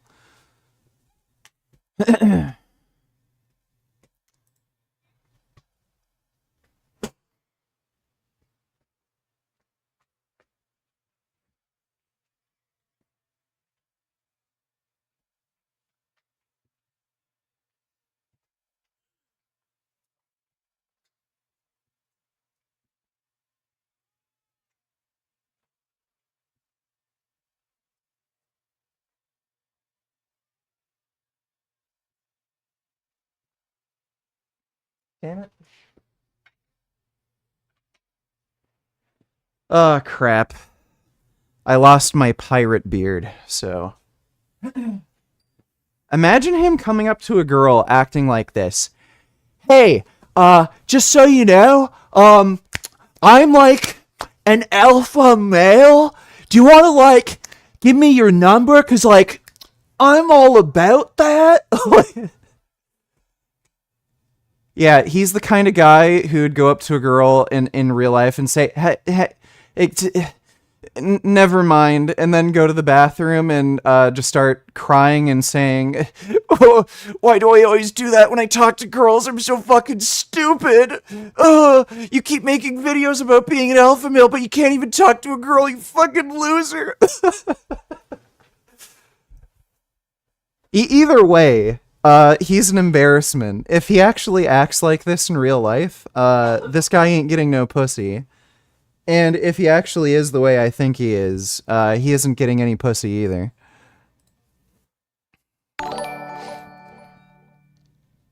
Which one do you want me to buy you? Let me take a look. 50 fastest cars in the world. I don't want a LaFerrari. Don't want a McLaren. Don't want a Mercedes. Don't want a Lamborghini. Don't want a Lotus. Don't want a Bugatti. Don't want an Enzo. Don't want whatever the fuck that is. Don't want an Aston Martin. Those are shit. Aventadors are alright. That's in the maybe pile. Don't want the Pagani Huayra. Don't want... I don't know what the fuck that is. The new Countach is cool. As long as it doesn't have a leather interior. Yeah, fine. Don't want that. I don't know what that is. Don't want the Zonda. I don't want any of the Zondas. No Bugatti. There's a lot of Zondas in here and Bugattis. Don't want the McLaren. Koenigsegg, sure. Especially if it has a Alcantara interior. The Gamera is actually sick. If somebody gave me a Gamera, I'd take the Gamera. Again, assuming it doesn't have a leather interior. Some of these cars are going to have leather. If they have all Alcantara, then yeah, fine. I don't know what that is, but don't want it. I'm pretty sure the Koenigsegg Agera R is all Alcantara. I'll take that. I like Koenigsegg's. Don't want the Aston Martin. Oh yeah, fucking Tesla Roadster. That doesn't even exist. This fucking list is stupid. McLaren Speedtail, nope. Nope. Nope. Nope. Nope. Nope. Nope. Nope. Nope. Nope. Yeah, again, another Koenigsegg. I like the Koenigsegg's.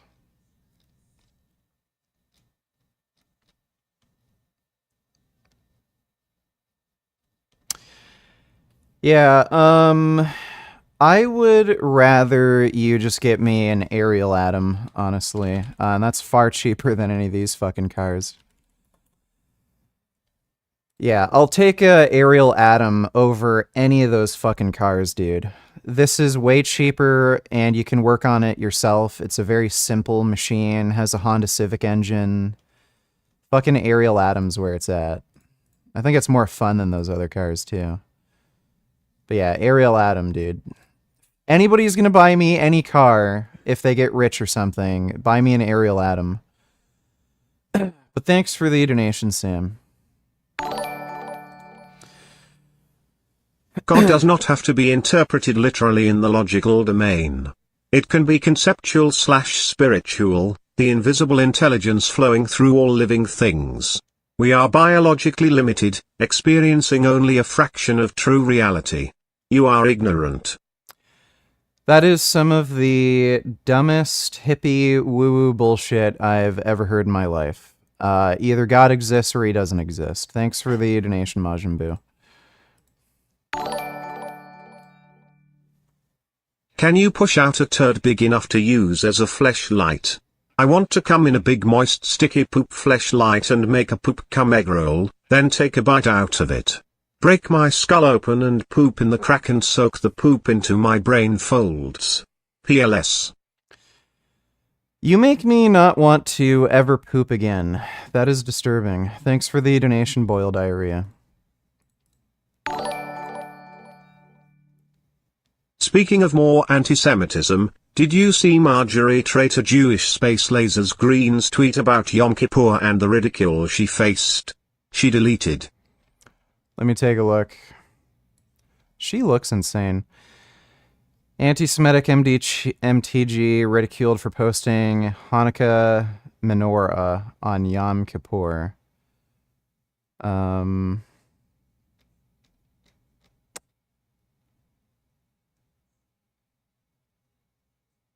Chadma Tova at sundown. It is officially Yom Kippur, holiest day of the Jewish calendar. While Jews around the world prepare for their fast on the solemn day of atonement, anti-Semitic lawmaker Marjorie Taylor Greene couldn't help but weigh in on the holiday. Congresswoman who once spread a conspiracy theory that secret Jewish space lasers cause wildfires and was the keynote speaker at an event hosted by avowed Nazi Nick Fuentes. I didn't know that. Wrote on X, Twitter, To all those preparing for the solemn day of Yom Kippur, wish you a meaningful fast. She tried, and she failed. We all know what she really thinks, but thanks for the donation, Bendover.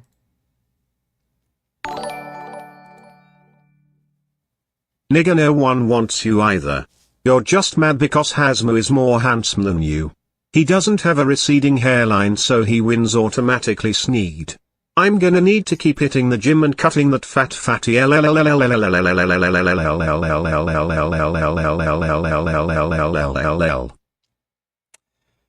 Yeah, you tell yourself that. Thanks for the donation, Vegan Daddy. Because they're broken. They're insecure. They're not disciplined. They're not young men centered on trying to help others. They're usually people that talk behind their people's backs. They're usually doing degenerate stuff, doing drugs. That woman is insane. Oh yeah, she's crazy as fuck. It's just bizarre how people like that can even exist. Thanks for the donation though, Dodo. Getting into fights, like bro, all this stuff, right? Like, it's stupid. It's stupid where the world has taken it. You want to be a young man that's about it? I told you. It's in the internal. It's in the intrinsic. And what I want you to understand, there are certain prerequisite criteria that will truly make you a young man. React this video after this. What's up? How are you? I'm not reacting to that. I don't like watching Frank Defano's reaction videos. Those videos are insanely boring. He basically gives no commentary, has this disgusting, gross smirk on his face the entire time for no reason. And he just says the same thing over and over again. It's not organic. It's not grass-fed. Like, I don't care. If he uploads another video that's interesting, I'll watch it, but those videos just suck ass. Thanks for the donation, though, V. That's about it, right? The most important thing is to be... Is he drawing his own nipples?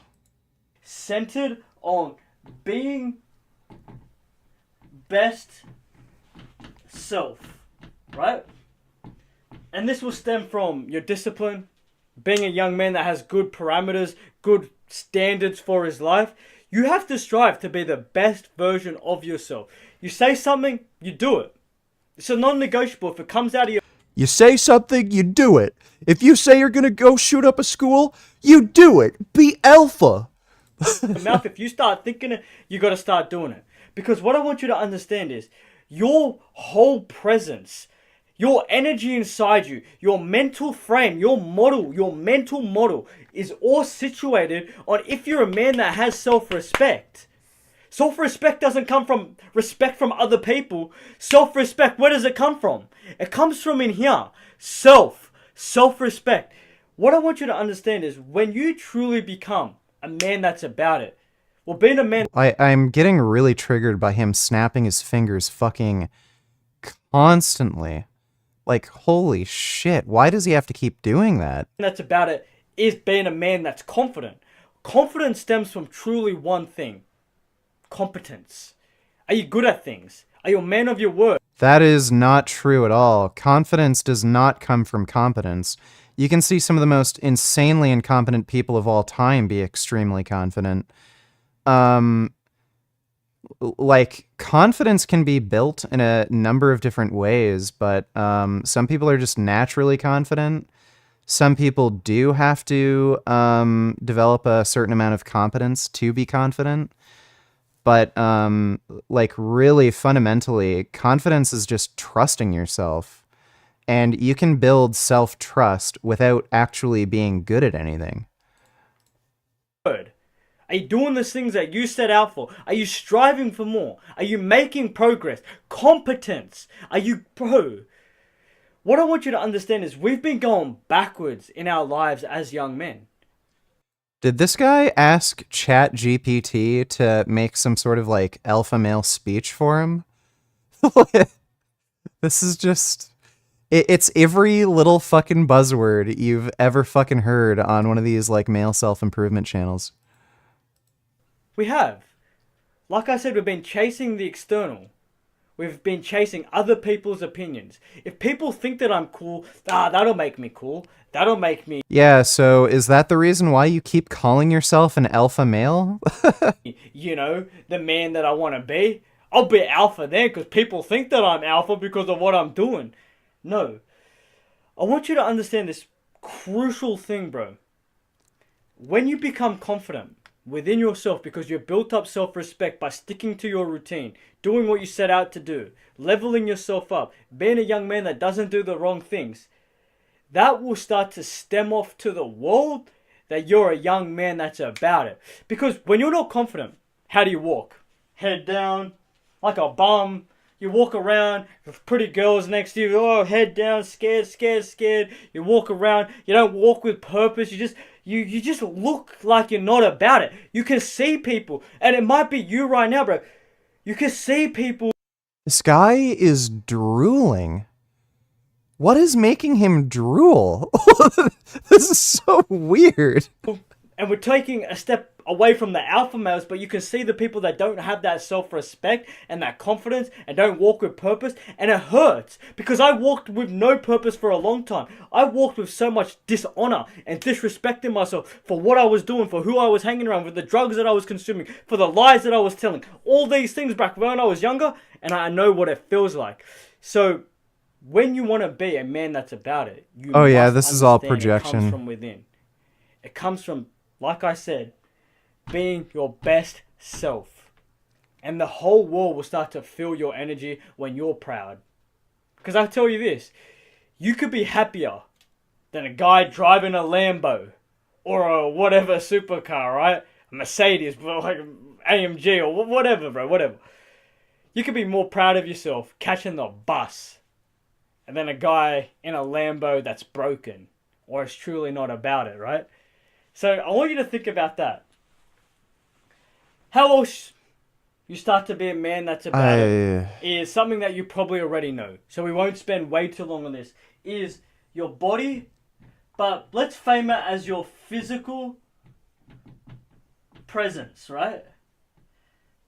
Now again, what I want you to understand is when you want to feel confident, be a young man that's about it, right? You have to have a body that's worthy of self-respect. So it kind of does tie into the number one, which is being your best self. But when your body is of that, of a man of higher caliber, right? And I say it like that because when you think of what it meant to be a king or an emperor, they weren't fat. They weren't overweight. Yes, they were. Who was the insanely obese king? Was it Henry VIII?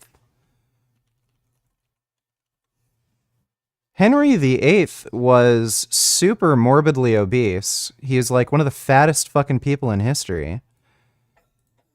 When people would paint him, he'd like force them to paint him in the most flattering way possible. So every depiction of him isn't even accurate. It's like he looks fat in these paintings, but he was actually way worse in real life.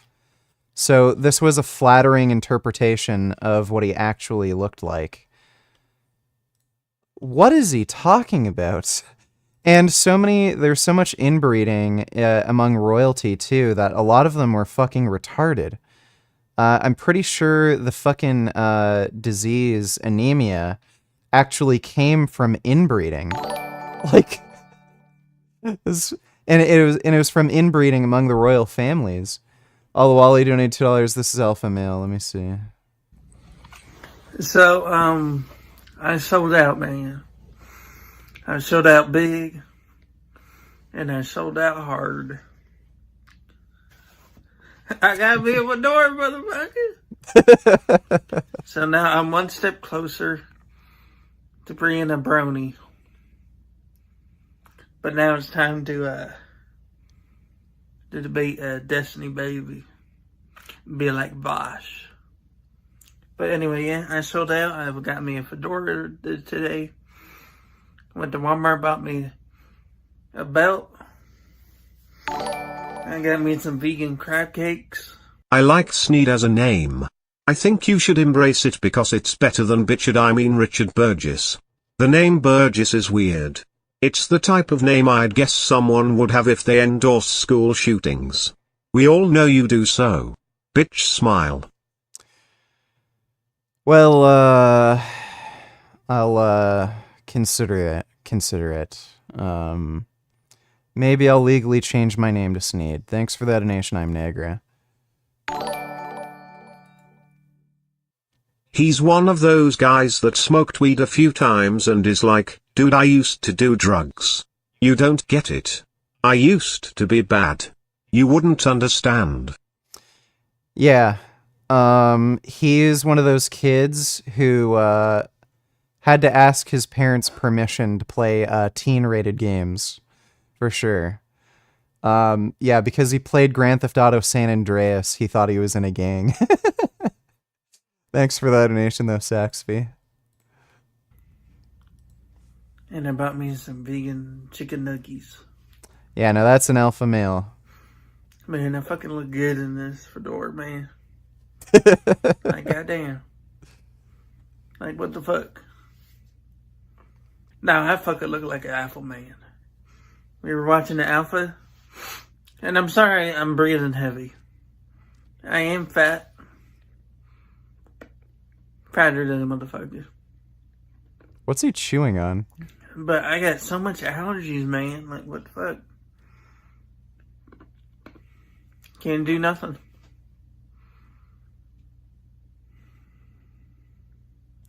But yeah, goddamn. Like, what the fuck? Like, goddamn. Like, what the fuck? Hey, you want to be honest? I would fuck myself. Especially with this, man. Oh my goodness. Dog. It's fucking over for you. I'm a true alpha man. But yeah, look at this fedora, dog. It's $10, so it's not the best fedora. But it's my first fedora, so it's fucking awesome. You remember your first, dog. So, I went to work today. I did pretty good. I'm very tired. I was getting streamed today, but I hurt. And I'm gonna go to bed and drink some water. Listen to some YouTube. But yeah. I'm fucking gorgeous now, dog. I sold out. I'm one step closer to being my true identity as a brownie. I'm just playing. I'm not gonna be a fucking brownie. I'm a fucking alpha male dog. But man, yeah, I fucking look cool, man. I look cool as shit, dog. So,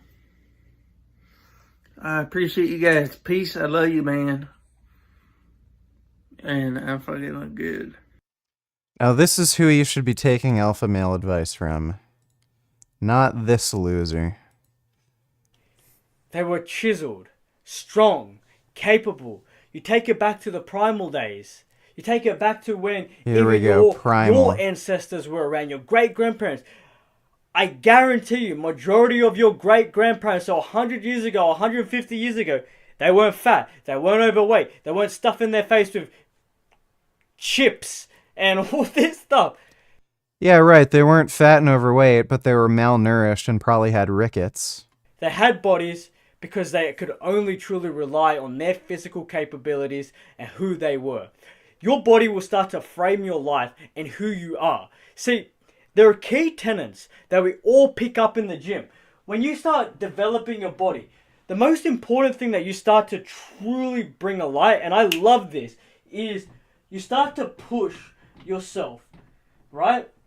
You start to become, or you start to learn delaying gratification.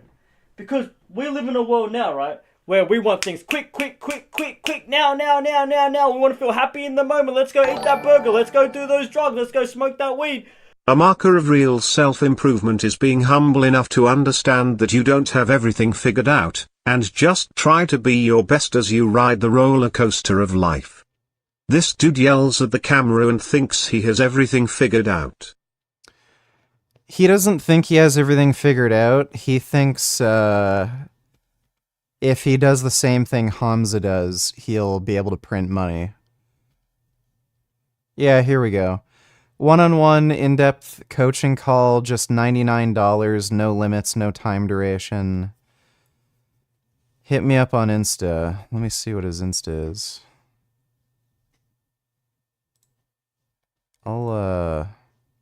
Can you message him? Oh, this should be funny.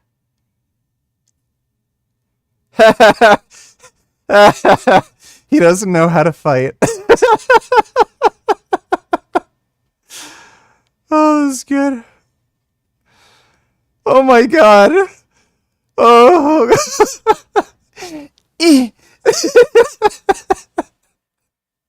What the fuck is this? Holy shit, that's bad. Oh my god.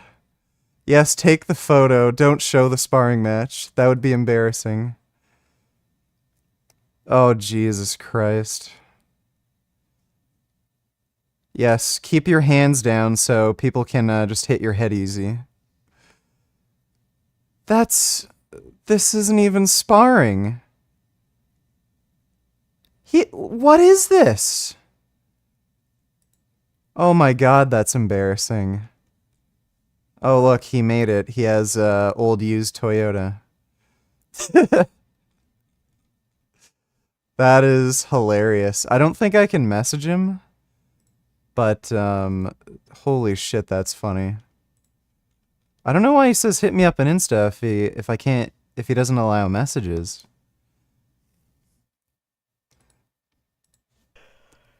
We want everything right now. But if you want to be a young man that's built, that's about it, you got to understand that delaying gratification is the only way. You want to be successful, you're not going to become successful overnight, and if you did, it'd be the worst thing that ever happened to you, because you wouldn't have built up the Delaying gratification, so you're saying I should edge myself for a while? core tenets that you need to hold on to that success. You'd be a fraud. Delaying gratification, pushing yourself, discipline, consistency, showing up every day. These tenets that you build truly build you up to be an alpha male, a man that's about it from the internal. Stop so your body is a snapping. proper reflection to the world if you're a young man that's about it. I will say this, for the fake alpha males that are out on this world that pretend to be alpha male, they do have one thing right, they've worked on their bodies, because it's the truth. It's a prerequisite. It's known. Men that are about it have good bodies. So that's very, very, very important. Yeah, I guess Fedor wasn't an alpha male because he kind of looked like a Chub Chub.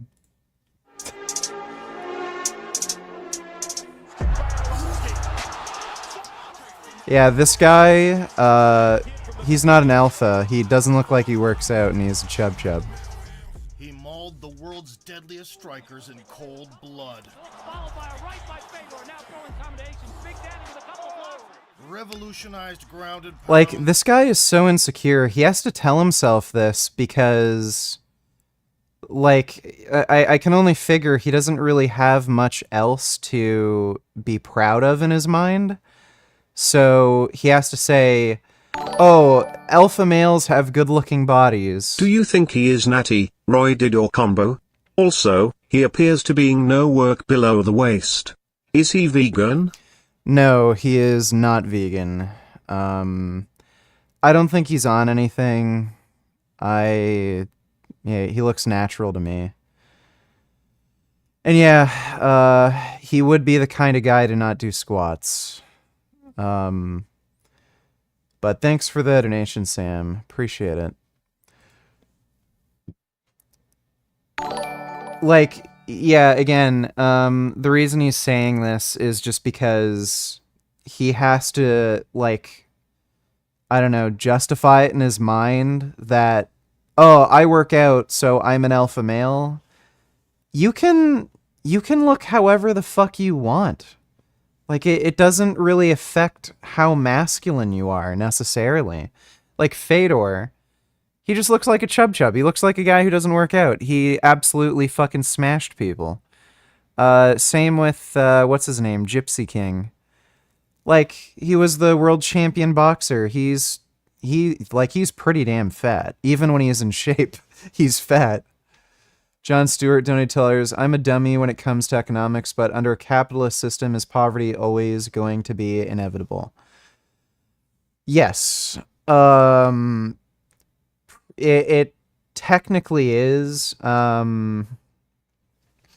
So you're going to, if you're talking about a pure capitalist system with no market interventions or social safety nets, absolutely. There's different ways of defining poverty. And there's a reason you see so much of it right now. So you can actually prove it with a mathematical formula. Basically, if you have more money, so if you just start off with more capital, say you got money through inheritance and you have $1 million in your bank account, you could make a lot of bad financial decisions until you're homeless. Now, if you don't have that luxury and say you have no money in your bank account and you're living paycheck to paycheck, one small financial mistake will make you homeless.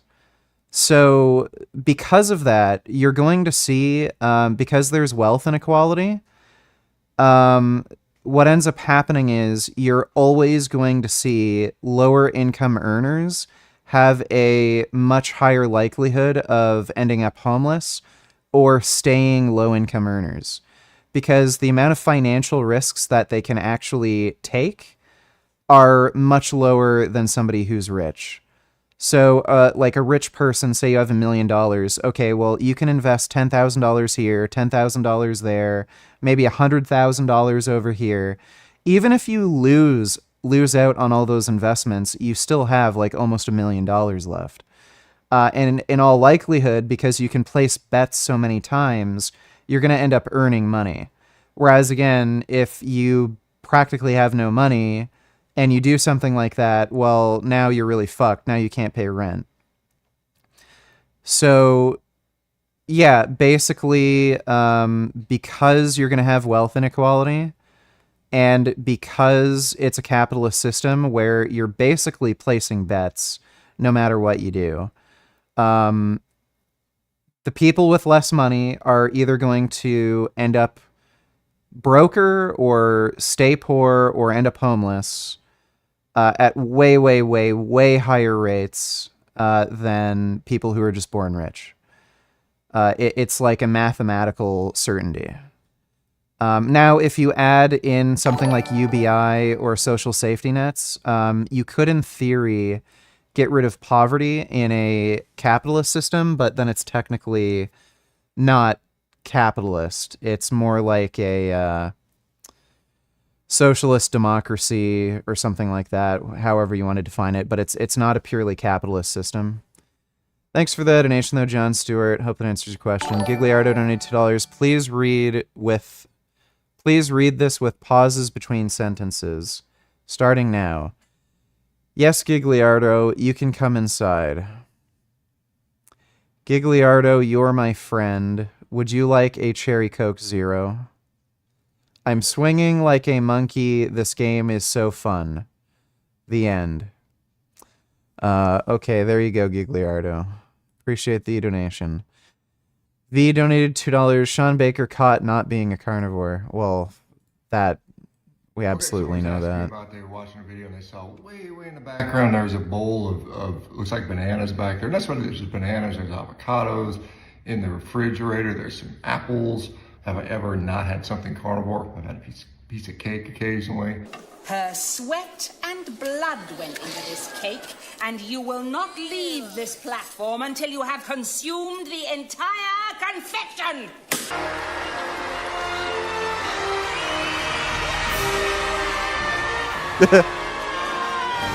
I love that movie. If you ever want to see a movie where adults beat up children, watch Matilda. That movie was fucking amazing. Could never be made today. But that is such a great classic movie.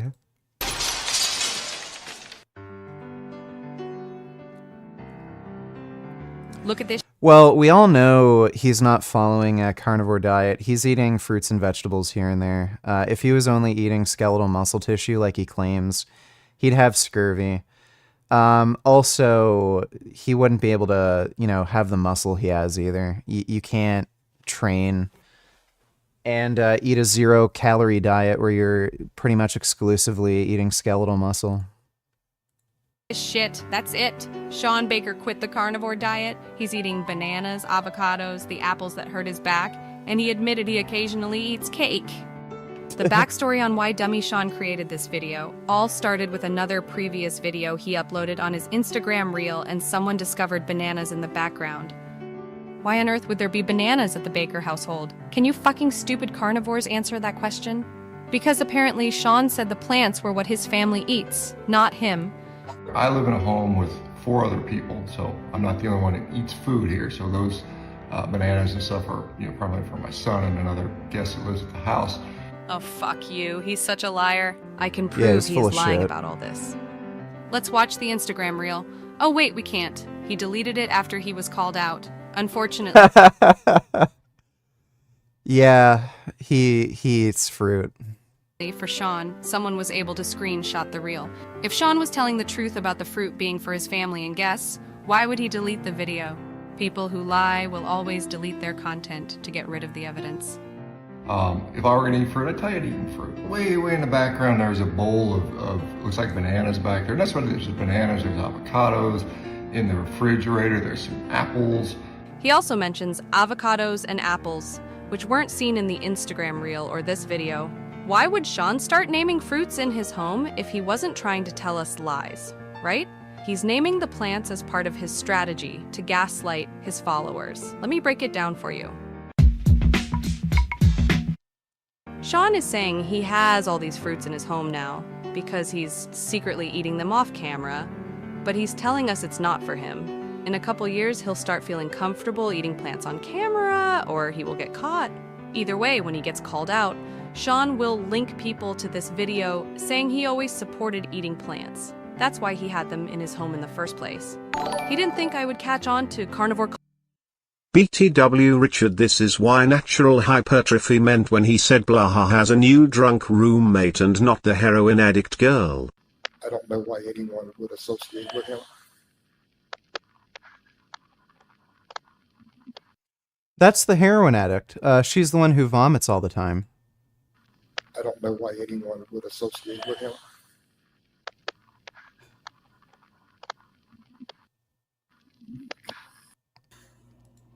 Yeah, so the guy who makes a 6-figure income can't live alone, right? Why anyone would associate with him. Why anyone would associate with him. Why anyone would. Yeah, I'm pretty sure that's the heroin addict girl who vomits all the time.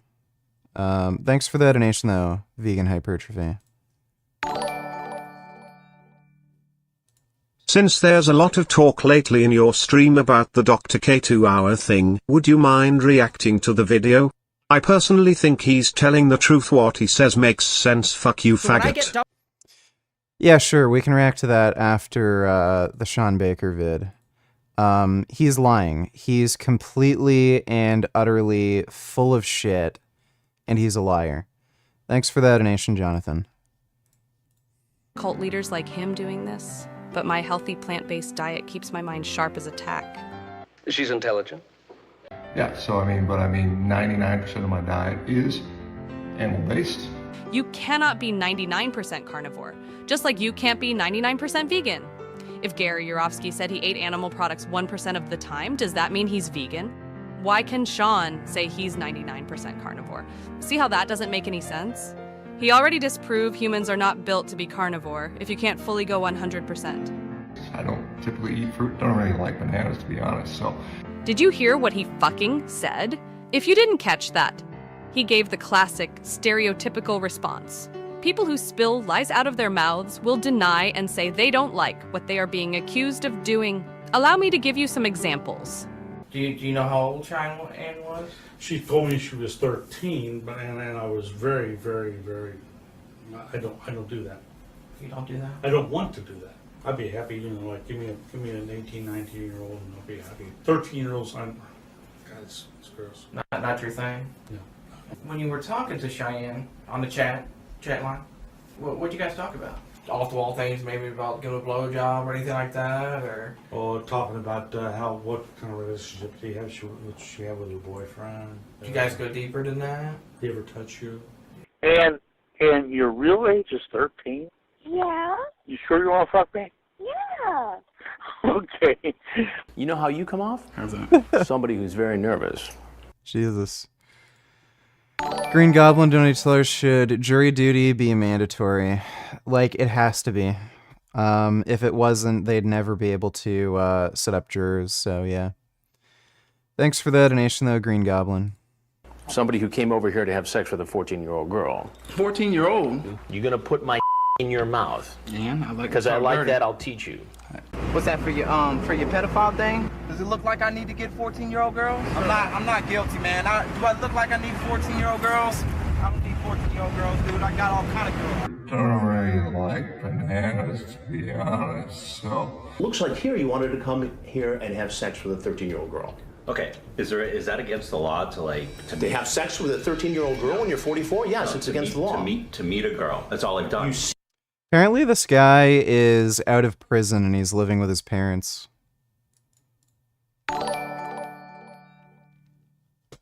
I'm glad you're finally uncucking from the shadows and will react to Dr. K's vid. Can you prove he didn't study for 2 hours a day? No, you can't. Your argument is, but my friends are smart toe, but I have friends in school toe. Fag. Yeah, I can prove it. It's impossible. It is literally impossible to only study for 2 hours a day if you're in medical school. You can't do it. Even if you have, like, say, a perfect memory, and you can read something once and then retain it, just the sheer volume of material that you have to study would still make it impossible. So even if he had perfect memory recall, he wouldn't be able to do it.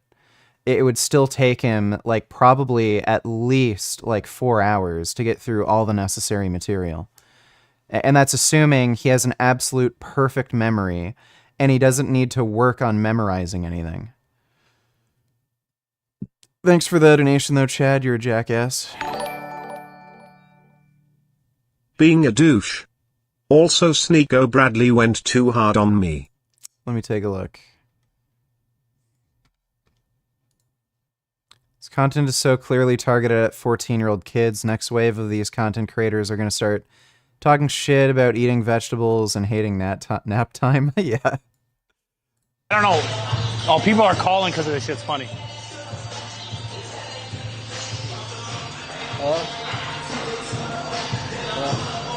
Is she a fan of booty mo? This guy says, tell Bradley he's a hoe. Let me see. Let me talk to him. Let's be here. Hello? Hello? What? Yeah, what's up? Yo, the service is super bad. The service is really bad. Huh. Yo, I'm not kidding though. I'll smash your fucking camera right now. No, I'm not playing. I'll smash.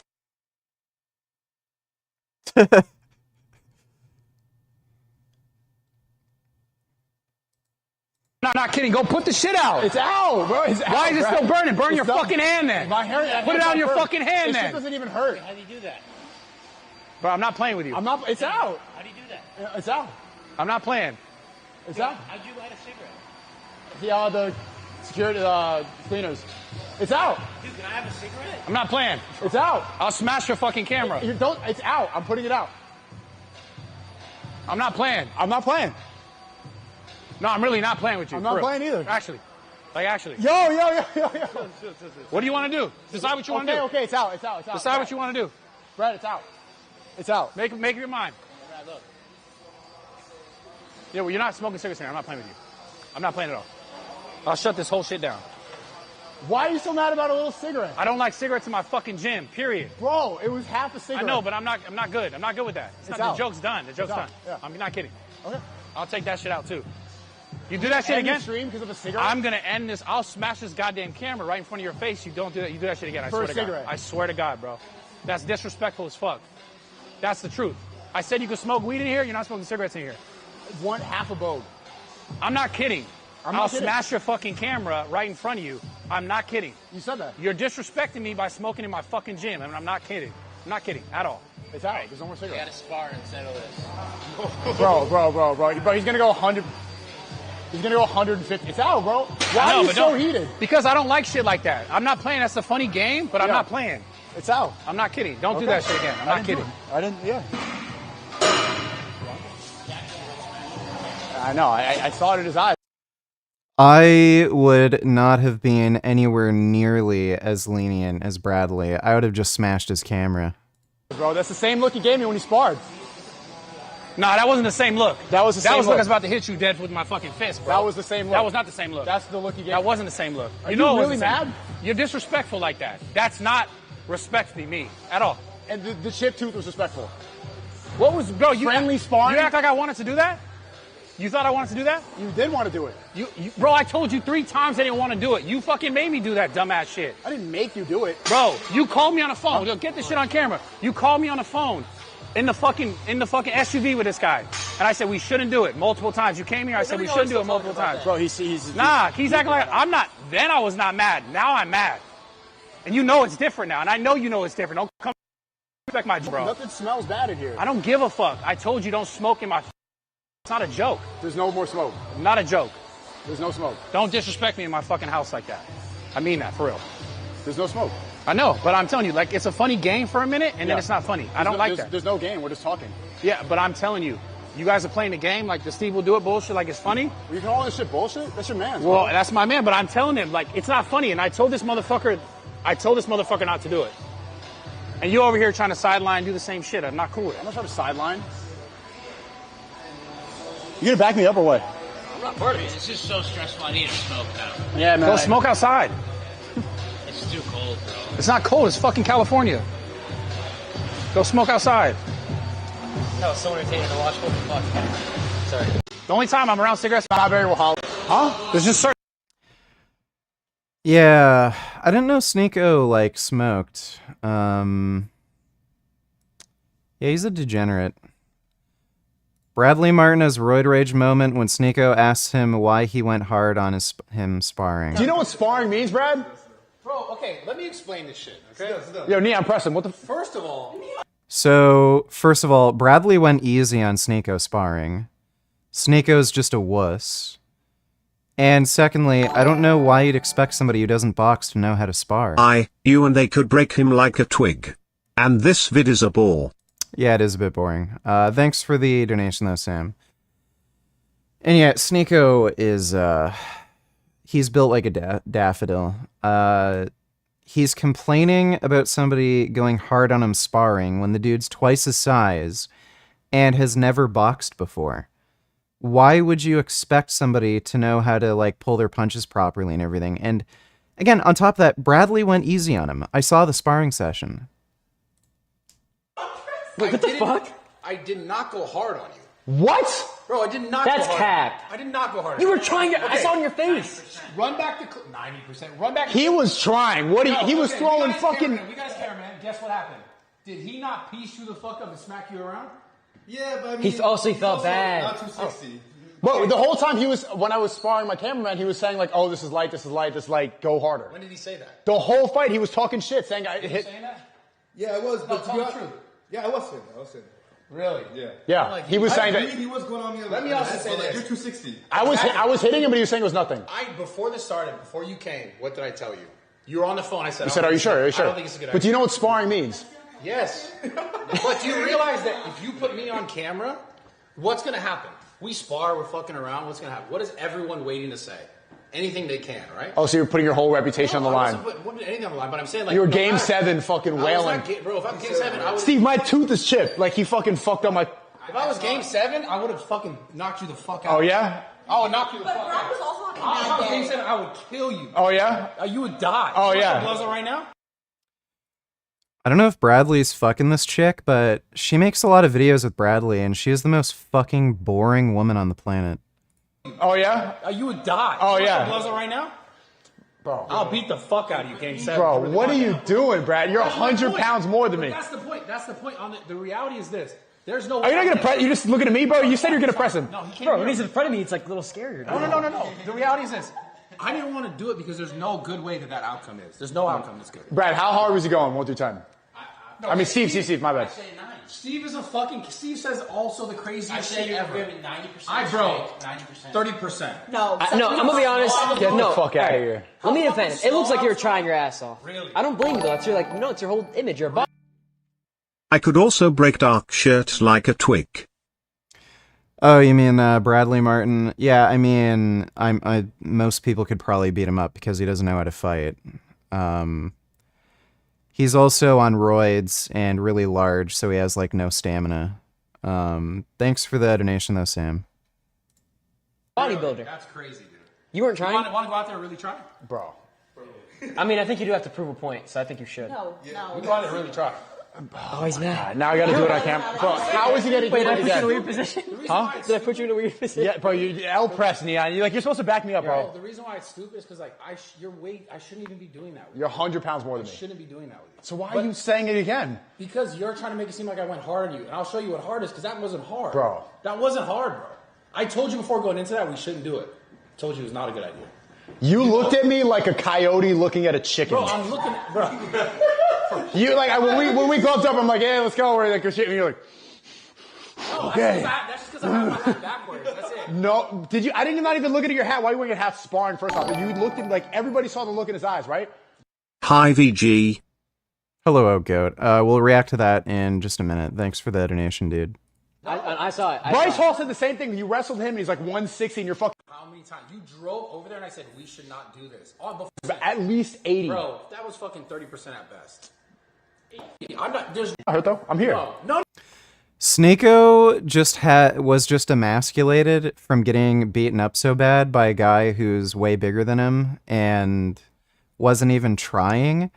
So he's trying to cope by saying Bradley was going super hard during a sparring session, so he was like blindsided by that and didn't have an opportunity to really defend himself properly. He's so full of shit, dude. What a weenie. I was thinking of the two skinny boys. Dark shirt and yellow shirt. Oh, okay. You could probably still beat up Bradley Martin. He's really strong, but again, he doesn't actually know how to fight, so... Thanks for the donation, though, Sam. Yeah, I don't like seeing this because chances are the monkey was abused into doing those stupid tricks.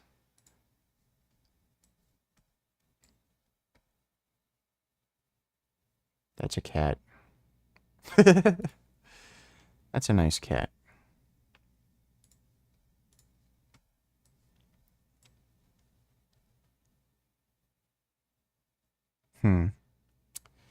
Don't think I'd ever want to kill a cat. They're really cute.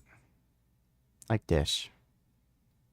Hold gently like a burger. Yes. Gotta hold kitties like a hamburger. Thanks for the donation, Oak Goat. Now, what I want you to... Actually, let's watch the Dr. K one now. How I only studied 2 hours a day in medical school, which is a fucking lie. Okay. So how do I internalize beliefs that my subconscious disagrees with? Okay. Butter is nutter, donated to says the needle lover lol fuckeroids.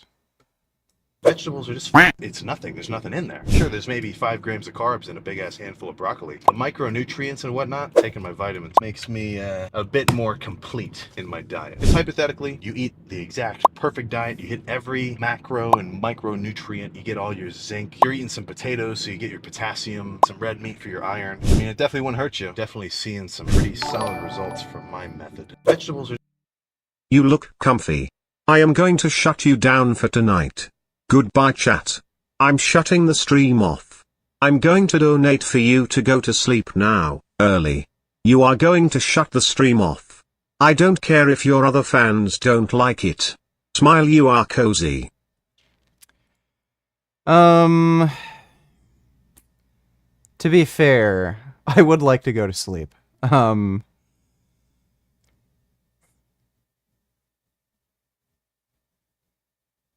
Maybe if you make it 7:50 this time to shut the stream off, I'll do it. Okay? Thanks for the donation though, Sam. Yeah, you really need to eat your vegetables. If you don't eat your vegetables, you're gonna die younger. Simple as that. Yeah, multivitamins are fine for making up deficiencies in your diet, but nothing's going to replace vegetables. So, yeah, the fiber, the micronutrients, you do get that from plants, but you also get a lot of antioxidants and phytochemicals that are good for longevity. Multivitamin will not make up for that. This is coming from the guy who, yeah, pins a ton of steroids and fucking, whatchamacall? Like, eats like an entire box of Krispy Kreme donuts, like, every day while he's bulking. Wouldn't really trust him for health advice. How much for a week straight stream?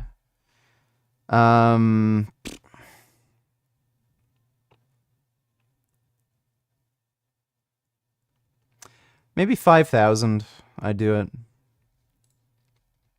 Okay, so you have some core beliefs about the world, right? Like, you have some beliefs about how stuff works. Like, psychologically, you know, what gets us therapists all hot and bothered is like, oh, like, I don't love myself. And it's like, oh yeah, like, tell me more. I'm like, yeah, like, tell me more about how you don't love yourself.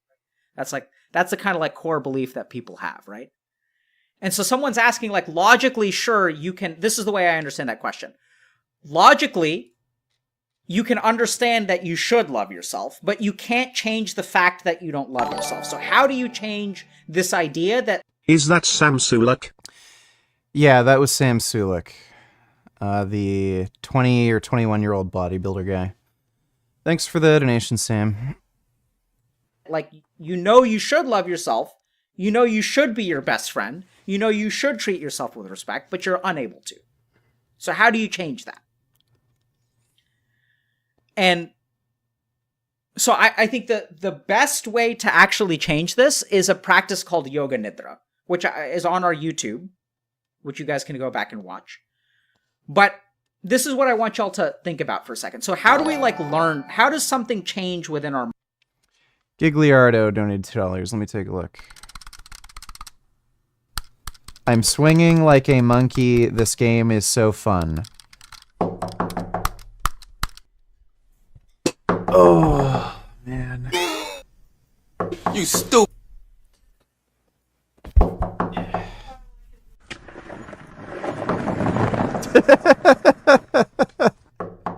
What the fuck?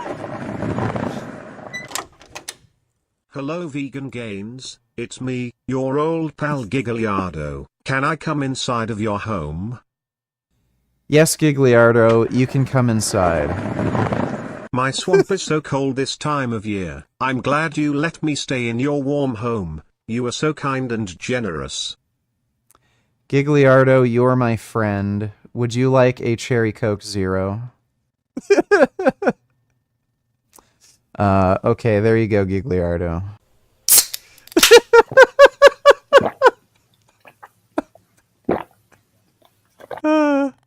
That's fucking the good. End. That's good. I gotta send that to Jasmine. Thank you for that, Gigliardo. That was amazing.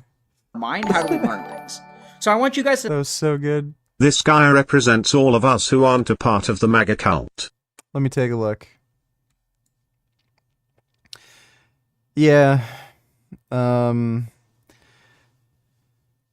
Really, she should be slapped straight across the face, but I guess that's the best he can do. Thanks for the donation, though, Bend Over. To think about, if I'm studying a textbook and I read everything on the page, I don't necessarily understand. I don't understand the information, right? Like, I can read the information, but I don't get it. So just think about this for a second. And then what happens is I read the page again, and I read the page again, and the fourth time I read the page, I get it. Does everybody understand what I'm saying? So there's a difference between, like, reading the information and getting it. So let's just think about that, because, like, sometimes you read the page once and you get it. So, like just stop, because this blows my mind. So one day, I was thinking about this, and I was like, holy shit. If I could figure out why sometimes I can read the page once and get it, and sometimes I read the page 10 times and I don't get it, like, how the fuck does that work? Yeah, so internalizing and understanding things might make it easier to remember something, but that's not going to necessarily be the case. Like, some things you understand but are fairly complicated. So you can internalize it just fine, you can understand it just fine, but because of the complexity, you have to do things like write down notes, read those notes back, test yourself to really ingrain that into your memory. So, and on top of that, like, it's fucking medical school. You're not going to be able to understand things immediately just because it's going to be somewhat outside of the domain of knowledge that you already have. It's fucking complicated and hard to learn. So, yeah, you're not going to be able to fucking learn everything you need to know in medical school by only studying 2 hours a day. He's so full of shit. Dodo $90, would you rather be retirement age and in poverty or dead? I guess in poverty. Like, there's enough social programs, like, you know, to get free food, affordable housing, stuff like that, where you could still live a good quality life, theoretically. But thanks for the donation, Dodo. Appreciate it. And you can always fuck bitches in your spare time. FFF donated $2. Sneak looks like the future people from South Park. Yeah, he does, actually. That's funny. Somebody should tell him that. Thanks for the donation, dude. And if I can figure out how that works, can I create a situation where I'm reading the page once every single time and I'm getting it? No. And how OP would that be? How OP would it be to read something and to understand it every single time? Yeah, it's not just about understanding. These are things that you need to have ingrained in your memory. So, I can understand plenty of things. I'm not going to necessarily remember them.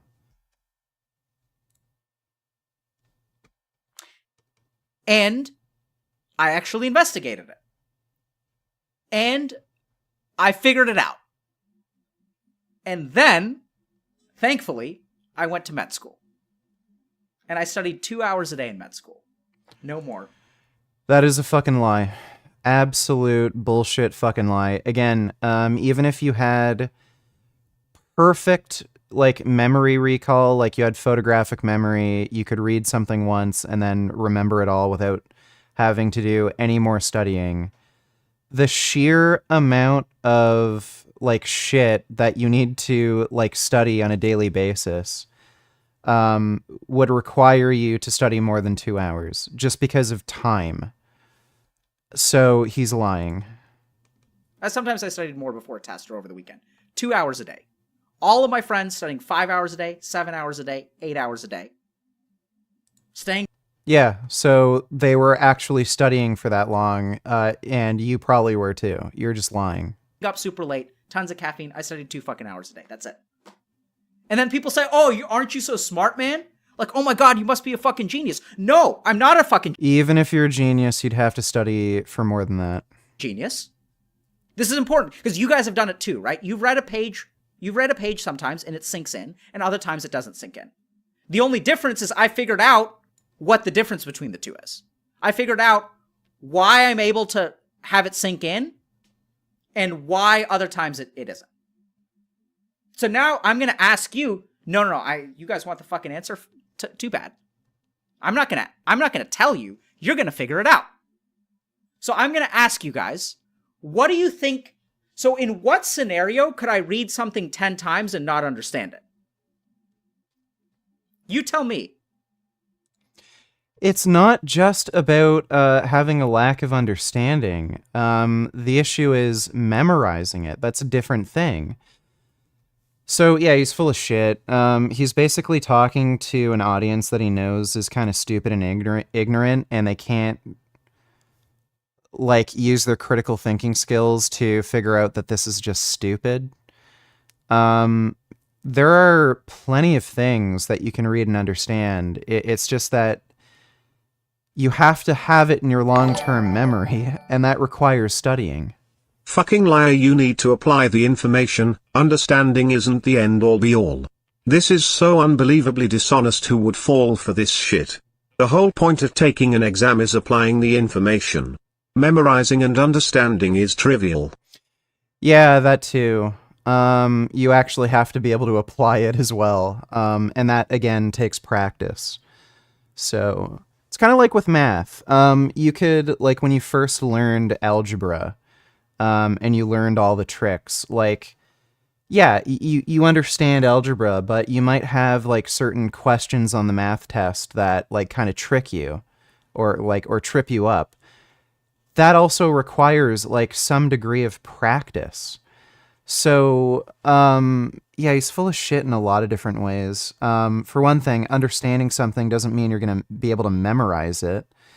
And even if you're able to understand and or memorize it, you still have to learn how to apply it properly. So he's absolutely full of shit. He probably studied for 5 hours plus per day, at least. Probably more because he's stupid, but yeah, this convinces the 15-year-old kids that are watching him, who's, like, again, their only experience with schoolwork is, like, maybe high school, like grade 9 or 10.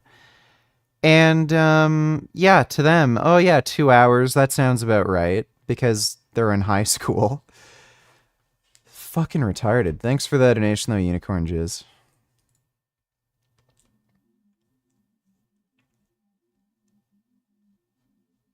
Okay, so let's say that I'm in a library and the library is burning down, right? So people are saying distract. Please stay in that library that's burning down, if that ever happens to you. Distracted.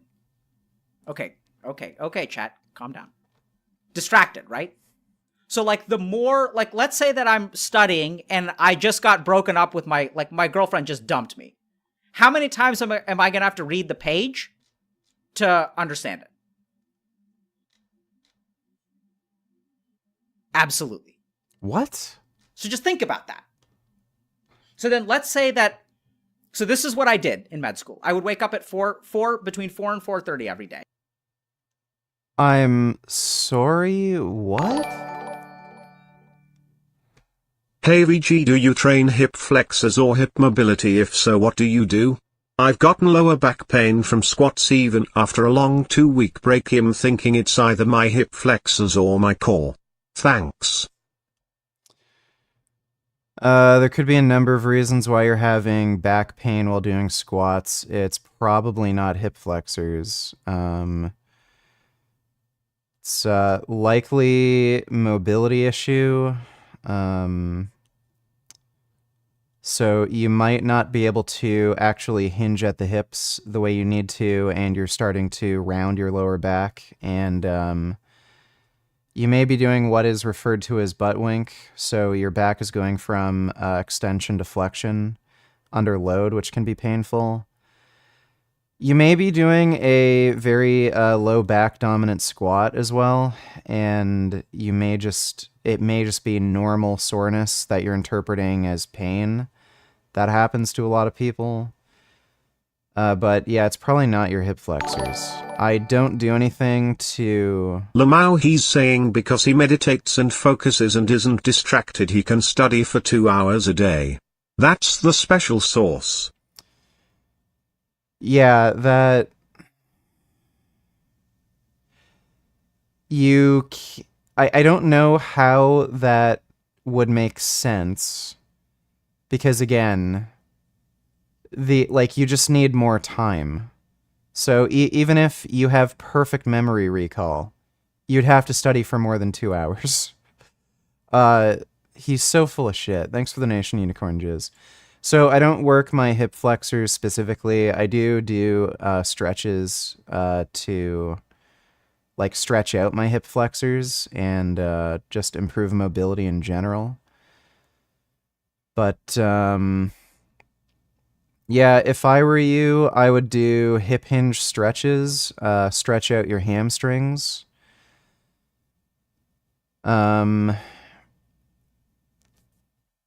What's it called? You might also want to incorporate good mornings into your routine too, and see if that helps with your lower back pain.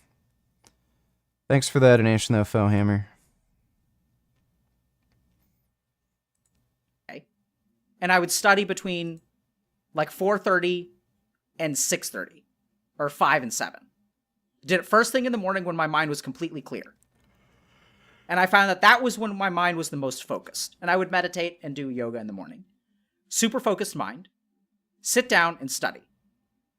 And I found that 4 a.m., absolutely.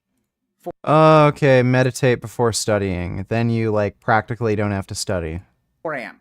Then I would study whatever the class was going to cover that day. I'd go through it before class. And then class became review. And if you guys want to know what's OP in school, it's having every day's class be review. Instead of having a review session, you guys know how good a review session is before a test, right? Imagine every day of class was a review session. Yeah, that's retarded. Again, there's so much information that you'd have to learn before class. You can't finish that in 2 hours. Becomes easy. And then the review session is when you study for a test and you're like, man, I wish I could have gone to 2 review sessions. Wouldn't it be cool? Imagine how well you would do on a test if instead of just having 1 review session before the test, you had 2 review sessions a week apart. How easy would school be? Be way easier, right? Some people are even catching on to this in his chat. His OP recommendation is to do your readings, lol. Yeah. How do you study for only 2 hours? You study? So, class became the review session, and then the review session became the second review session. So I did pretty well. I didn't get straight A's in med school. I wasn't at the top of my class, but I did good enough. That's what you want to hear from your doctor. I barely studied, I wasn't at the top of my class, and I did just enough to graduate. Holy shit. Right? There were some people who did amazing. What I a wasn't at the top jackass. of my class, didn't get a stellar step score. I mean, I got a pretty good step score, but it wasn't anything crazy. If I wanted to become an orthopedic surgeon, it would have been, I would have been in the running, but it wouldn't have been a lock. I mean, I had some friends who were just fucking geniuses. So it's all about the state. What do you mean you had some friends that were geniuses? Apparently they were studying for 5 hours plus per day, whereas you were only studying for 2 hours. This guy is pathetic. He's such a fucking liar. Of mind.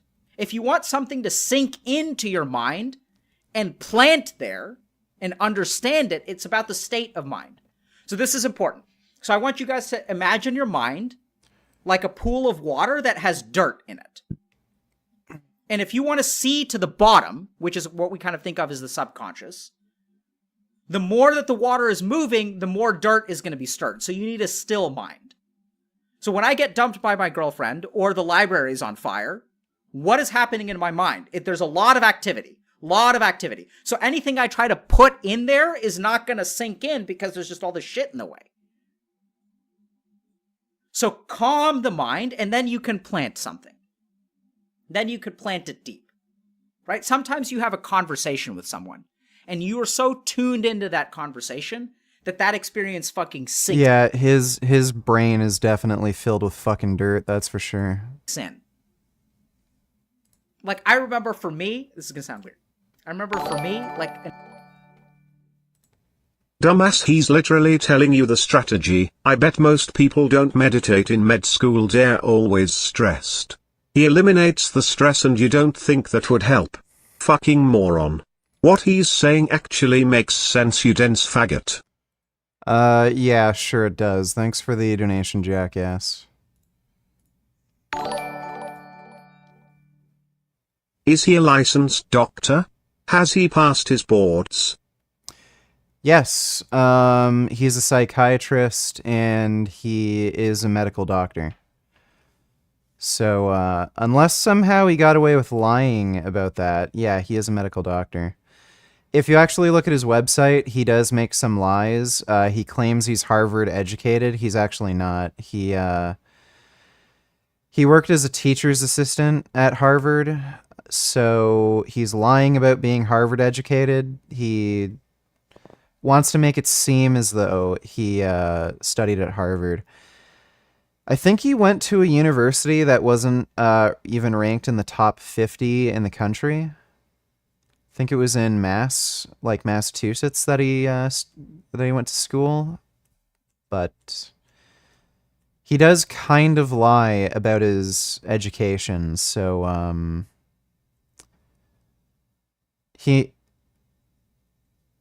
yeah, he did residency at Harvard. Are you sure about that? No, I don't think he did. Yeah, it was worded kind of weird on his website. It said I think he was a teacher's assistant at the residency program. But I don't think he actually attended residency at Harvard. And no, and by the way, doing residency is different than like actually studying to be a doctor. Residency is when you actually do doctor things. But anyway.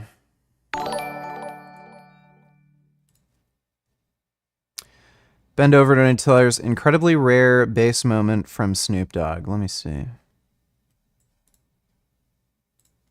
I just want to say this real quick. Y'all know political shit. Ain't no fucking way in the world y'all can vote for Donald Trump when he come back up again. If y'all do vote for him, y'all some stupid motherfuckers. I'm saying that to y'all. And this punk motherfucker don't care.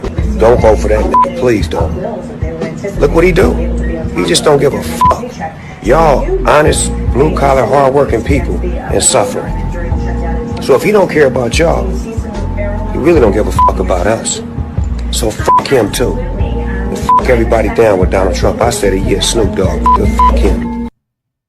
That is a pretty goddamn base political take. I've got a bit more respect for Snoop Dogg now.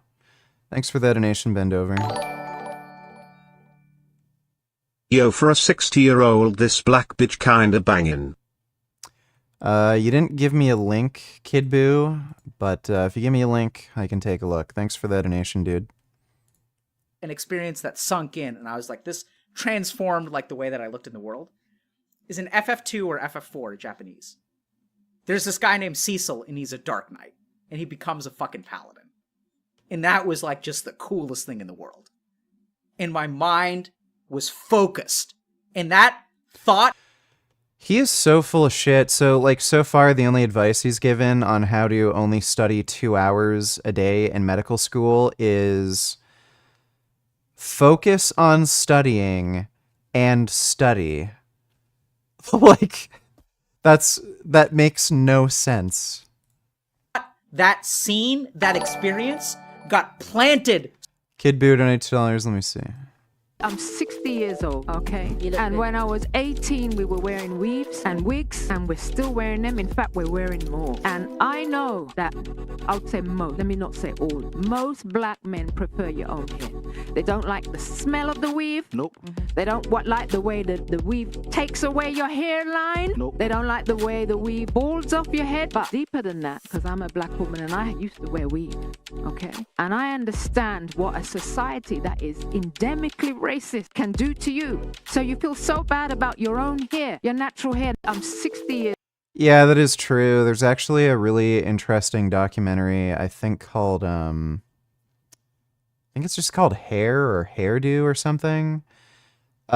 Chris Rock was the producer, I believe, and the narrator. And it is fucking weird, the culture around weave. And yeah, a lot of it's racist. The reason a lot of black women are wearing weave is because they think like black hair isn't good looking. So yeah, that is and weave is gross as shit. I went to school with black girls that had weave. It's fucking nasty. Yeah, women do a lot of stuff that men don't like. They'd probably get more dick and more high quality dick if they didn't do some of that shit. Thanks for that donation though, Kid Boo. So deep into my mind, it can never be forgotten. And along with that was like all of this weird stuff about like salvation and like you can make it and you can recover your life, and all that shit started with Cecil. FF4. Dark Knight, right? And so you've got to be focused. A focused mind will lead to change. And we can see that with if you guys watch the interview today, like you could tell What a bullshitter. after he meditated, like it didn't sink in because he's just got all his thoughts. His thoughts are in the way. So how do you internalize, how do you take the things that you should believe and get them to So literally everybody who's gone to medical school will tell you they're studying for 5, 6, 7, 8 hours a day, if not more, especially if they have hard assignments or a test is coming up or something. And then this guy says, oh, I was able to concentrate really hard. That's how I only had to study for 2 hours. Like, you honestly think no one else is fucking concentrating hard when they study, you fucking jackass? It's just so stupid. to a place from where your core beliefs are. So core beliefs are deep within your mind. And so there's a practice called Yoga Nidra, which calms the Good Hair is the name of the film? What is the real name of this psychiatrist? Yeah, Good Hair. That's the documentary. It's a good documentary. His name is some weird Indian name.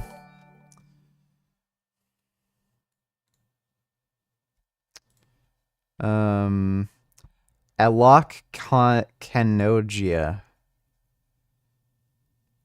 Yeah, Alok Kanogia. So, some weird Indian name. Thanks for the donation though, Sam. Prim, come here.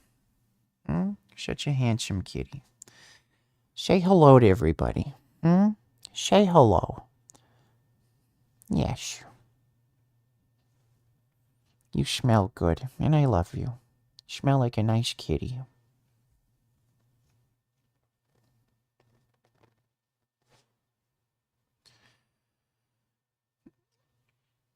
Brendan donated $2. I'm watching John Bravo talking about how someone got his Instagram page taken down. He made several vids bashing Greg Doucette, just like you. I'm reading in some comments that Greg was the one trying to get you banned from YouTube. Is that true? I don't think Greg did anything to try to get me banned. He might have reported a video I made, maybe. But I don't think Greg did anything to get me banned at any point. I doubt it. I think he's too much of a boomer to even figure out how, so. But thanks for the donation, Brendan. the mind on the surface level, and then this is a part of Yoga Nidra that I haven't taught. Then you have something called a sankalp. And like when you do yoga nidra and you do it well, you're like rewriting the code of your subconscious. So this is the other thing to understand. You guys understand, like, you have a mind, right? And like it sends thoughts up to you. It just... Christy, ready? Sundus, ready. Christy, pussy smack, go. Christy / Sundus, clap clap clap. Christy, next, grab his fucking dick. Sundus, okay, like this. Christy, yep, now stroke it and keep holding it, now it's my turn. Gluck gluck gluck gluck gluck gulk. Says he's an instructor, is that a professor? Scroll down, you'll see it. Yeah, so he used that word intentionally, instructor. That's not a professor.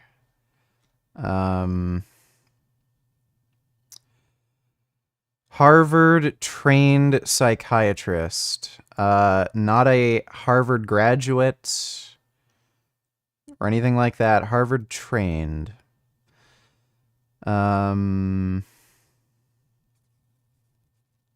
Harvard Medical School instructor in psychiatry. He was a teacher's assistant. Yeah, so he was just a teacher's assistant. That is extremely misleading. So saying Harvard Medical School instructor sounds a lot better than teacher's assistant. So yeah, the guy's dishonest. Could be wrong, but that's what I've actually read, that he was a teacher's assistant, and he says that to make it seem as though he was a professor or something. Thanks for that donation, though, Jonathan. Check out this piece of shit street vendor attacker crying in court after being handed down his 22-year prison sentence. Smile. Let me see. Whoa, 22 years. 231 days. 22 years!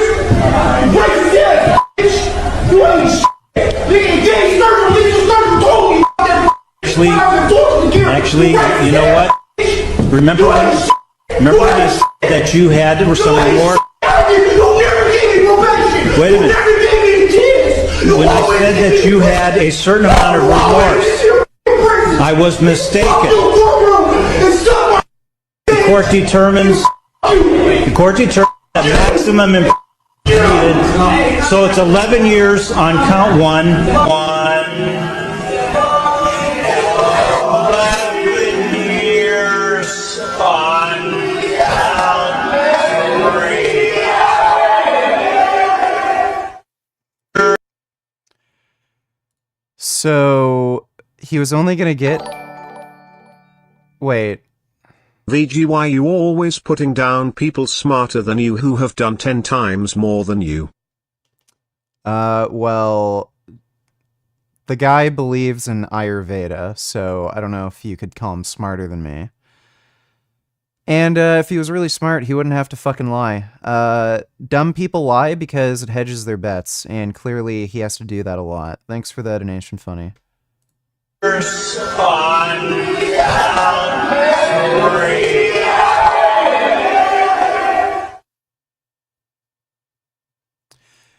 So, wait, was he going to get a lighter sentence and then he freaked out and then he gave him a maximum? That's pretty funny. Fuck that guy. People who attack, like, you know, people in the service industry are pieces of shit. They should go to jail for a long ass time. Thanks for the donation, though, Bend Over. Appreciate it. Just like sends you shit from time to time. And depending on who you are, those thoughts are different. Like when I'm walking down the street, I have a particular desire for something that someone else won't have because of what my mind is. It's like, oh, wow, like I smell rosemary. That smells delicious. There's something in my subconscious mind that likes rosemary. Other people don't like the smell of rosemary. Other people like lavender. Other people like patchouli. Other people like rose. You know, there's all kinds of stuff. So your mind sends you all kinds of thoughts, like all the time. I know it sounds like super basic, but just stop and think about this for a second. When you're somewhere, your mind is going to be sending you thoughts that other people aren't going to have. That means that they're coming from somewhere. It's not like universal. Your mind is specific and it sends you thoughts. This is why people have different complexes, right? This is why like some people get anxious, some people get depressed, some people get anxious about something, some people get anxious about another thing. That's because it's all coming from somewhere in your mind. So in order to get to that part of the mind, we need it to sink in. So if you calm your mind and then you tell yourself something, it's going to sink in. And then something cool starts to happen. In the same way that these negative thoughts about yourself bubble up to the surface and you have to fight them, good thoughts start to bubble up. When you start to meditate regularly and use a sankalp is kind of like a statement that you make about yourself. And you plant it down there. So like, just think about this. You have a core belief that makes you think you're lazy, right? And so it bubbles up from the surface from time to time. It's like, oh yeah, like, man, I'm lazy. Fuck, I'm lazy. Fuck, I'm lazy. And if we think about the interview today, he has the thought that I'm in control of myself. I can control my destiny. And there are times that thought bubbles up in a positive way. And it's actually a different thought, but at times it bubbles up in a negative way. He thinks that's the same thought. It's actually two separate thoughts. That like, oh, like I controlled my destiny, therefore I fucked it up, therefore I suck at life. Or I control my destiny, I can do anything that I put my mind to. Life is full of love and greatness, right? So if you do yoga nidra and you plant a sankalpa, if you flatten your mind, you do a mantra. Mantra is another example. Okay, so if you do yoga, you'll have the utmost confidence in yourself. And that somehow translates to only having to study for 2 hours a day. Right? So you do mantra, and then you plant it deep within your subconscious. And then something really magical happens. I'm a lazy piece of shit. I'm actually pretty good at what I put my mind to. It becomes automatic. And then change happens. It's not about control. It's not about willpower. This guy is just such a wacko when it comes to medication. He stated that he thinks meditation should be like the frontline treatment for practically every mental illness. Like, what the fuck is meditating gonna do to get rid of like some of these subconscious thoughts? Like nothing. Maybe it'll help. Like, yeah, if you can calm your mind a bit, it might help with anxiety. But like, if you have like imposter syndrome, it's not really gonna do much. Because right now you guys are fighting to overcome that negative thought. Every time it comes up, you try to push it down. Every time it comes up, you try to push it down. Every time it comes up, you try to push it down. Instead, plant something else down there. Plant something inspirational. And you do that with a calm mind, because once the mind is calm, just like you're reading something, you can read something and it sinks in. It goes in. You learn that 2 plus 2 is 4. And then when your mind sees, oh, 2 plus 2, the answer bubbles up. This is important. You don't think about it being 4. The answer comes from within. It's automatic. It doesn't require effort. Once you understand, it's just effort. It's effortless. It's not control. So learn how to plant things within yourself. Calm your mind, and then you can do a mantra or you can do a sankalp. And I think yoga nidra is one of the most potent techniques to get people to a super calm mind relatively easily, and then you do a sankalp. So after you enter the state of like neutralness, at the end of the yoga nidra practice, you make a sankalp for yourself, and then you tell yourself that. Right? So it's like, I deserve to cut myself a break. Like, that's a good example of a sankalp. Like, you have to figure out what the right sankalp is for you. And then each time you do that practice, that thought lands into your subconscious, and it grows more and more and more. And then eventually it starts bubbling up. And now we come back to the why meditate, and how does that make people holy? It's because when you meditate, and you combine it with some of these practices, although you don't have to, when you meditate, like, you change that subsurface level of self. It's underneath the mind, right? Because remember, meditation is about shutting off the mind. Then you can start writing, like you're accessing the source code, right? It's like if you hit F11 when you're looking at a website and you see all the HTML code and you start editing shit over there. Meditation lets you edit that shit on the side. Nope. That's what it does. And so if you want to start changing your subconscious beliefs, it starts with calming the mind, and then reflecting, and then planting. And then as you plant, it'll start to bubble up. And then your life is different. So people look at me and they're like, oh man, like, you guys think I'm happy? Like, I'm happy most days, right? Like, day to day. Like, today I'm actually having a rough day. This is me on a rough day. And I have rough days too. But the difference is that I've planted shit in my subconscious that bubbles up. It's like autopilot. It's like a permanent buff. It's like you have debuffs and you have buffs, right? So I've had the privilege and the luck to plant some good things in myself. It's like a food buff. This still doesn't explain how he can study for 2 hours in medical school and actually get passing grades. Great. You feel good about yourself. That doesn't translate to being able to only study for 2 hours and pass. $2 Trudeau is standing up for human rights, and India is turning against him, and now this. What do you think? Huge. Now Justin Trudeau pledges punishment for Russia and support for Ukraine. Zelensky. Trudeau will seize $300 billion of Russian assets and send the funds to Ukraine. But Russia and Putin will also not keep quiet. The result of this action will come with severe consequences for Russian government. Canadian media says Justin is a threat to Canada. I don't know how that could possibly be a threat. Like, what is Putin gonna do? We are looking very carefully at how we can ensure that Russia itself is paying for the devastation they're causing in Ukraine. We've announced today a working group we'll look to create to see if things like Russian central bank assets, which total $200 or $300 billion in Europe and in the United States primarily, could be set to actually support Ukraine in this fight. And VG criticizes people smarter than him because he is a reductionist. He mischaracterizes people by extracting one aspect of their viewpoint and reduces their whole character to it. He then puts them in a mischaracterized category to call racist, Nazi, etc. Well, sounds like you have me figured out. Thanks for the donation, Majin Buu.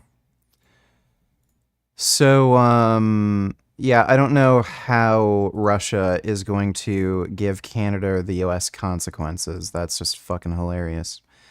That's a Twitter post from some fucking moron. Also, Trump is winning 51-41. Latest ABC News. Who the fuck cares, dude? None of those polls mean anything. Thanks for the donation. Dominique Lopez, $22. Actually, meditation can cure every known mental disorder. No, it can't. Every human has the inherent capability to realize non-duality, which is the end of all thinking, which is the source of mental illness. That's not true. It's called nirvana, and it's not religious. Yeah, sure. That is total bullshit. Unless you can show me a peer-reviewed paper, or a meta-analytic summation suggesting that, that is just totally bullshit. Buff, but it's permanent. You know, like sometimes when you play an RPG and like, I like these games that do this, that you get like some kind of permanent buff because you make a choice in the story, right? And it's like plus $5 stats because you consumed someone's soul. It's like, that's the kind of shit that I'm talking about. Talk about a permanent buff. It's not quite leveling up, but it's like a transformative experience that changes the person that you are and gives you like a +5 on like, or gives you like 10% lifesteal or like +5 on all your stats or something like that. That's what meditation does. So a sun culp is a particular kind of buff that you get to choose. So like sometimes like, you know, when you're playing an RPG and you like get a boon and they're like, what do you want? Do you want a +5 to int, strength, con, dex, magic item? Like you get a prize, right? And so the sun culp is like the kind of thing that you want. Do you want to practice self-forgiveness? Do you want to practice motivation? Do you want to practice whatever? So people are now asking, how do you choose the sun culp? I think it requires reflection. So you've got to think. All right, well, yeah, this just again proves that he's a liar and a fraud, and he makes up lies to make himself sound smarter so that he can sucker people into paying him money. Total, absolute fraud. Alexander donated $2. What the fuck is going on with Big Lenny in this video? Let me take a look. Hey, does anybody want to squeeze my stuff? Squeeze your stuff! Go ahead. Oh, Jesus, they're giving me a hard on, Leonard. Go ahead. I gotta tuck it in. Would you crush it? Rip it off of me, will you please? This is hilarious. Wow. I'm dead. I'm so fucking dead. They gonna censor this on YouTube. Well, I'll edit it, yeah. We will. But hey, thanks for having on us. Look, what's your name on YouTube? I'm Big Lenny. Big Lenny. But my fans, see, they're gonna like you and DM you with some. I mean, if it works for a guy like me, both of you should be retired by now. You definitely can do that. He is just really into black girls. Thanks for that donation, Alexander, especially black trannies. Understand now, bro. Your physical presence says so much about you as well. Now, what I want you to really take on board. Yo. I've been working on a diet for weight loss. I've got all of my macros very close to perfect with the exception of vitamin D, potassium and omega-3 and 6. I was planning on using vitamins to balance it out, but then that puts my phthalates too high. What do? No, that's nonsense. If you're eating a vegan diet, your folate intake is going to be fairly high. You can't overdose on folate if you're getting most of your folate from food. So who cares? Just take a multivitamin or whatever supplements you need. Thanks for the donation. Forgot my namification. Appreciate it. Is how you are when it comes to your posture. Sounds funny, right? Posture. But when it comes to your posture, how you walk, your body language, how you speak. See, we for so long, or maybe I'm still speaking to you right now, bro, and this is how you are. We don't speak with any conviction. We don't speak with any purpose. Our words hold no value. Yeah, so when you ask the waiter for another glass of water, how do you do that with purpose and conviction? I think if you tried to do that with purpose and conviction, quote unquote, they might think you have problems. There's no meaning in what we say. We say one thing, no one listens. I'll tell you this, bro. Your whole presence Well, no one listens to you because you talk bullshit and you drool a lot. needs to be worked on, which does stem from your body. But then, I don't know if you boys heard that, but I heard a massive bang. Anyway, it scared me. Yes, the alpha male's scared of loud noises. Your whole presence needs to be worked on. How you walk, how you talk, how you look, your whole frame. Because I will say this, when you're a man that's about it, people will start to, first of all, listen to you, but they'll start to honestly respect you more because of just the little things that you take for granted right now that you aren't attentive of. How you walk, how you speak, how you look, your energy, the energy you give out. Like this energy that I have now, right? If I were completely different, if I wasn't speaking with this conviction, with this energy, you wouldn't be still watching this video to this part. You're a lol cow, that's why we're watching this video. And you have 553 viewers. So, nobody wants to watch you because you're annoying and stupid. Yeah, keep telling yourself that you have conviction. It's not going to get you more subs or views. You'll be like, what the hell? Like, I'm not listening to him. There's nothing in his voice.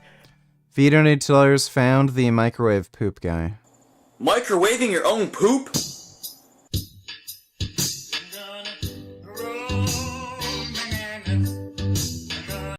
So I was checking on different things you can do with your excrement, and I came across microwaving your poo.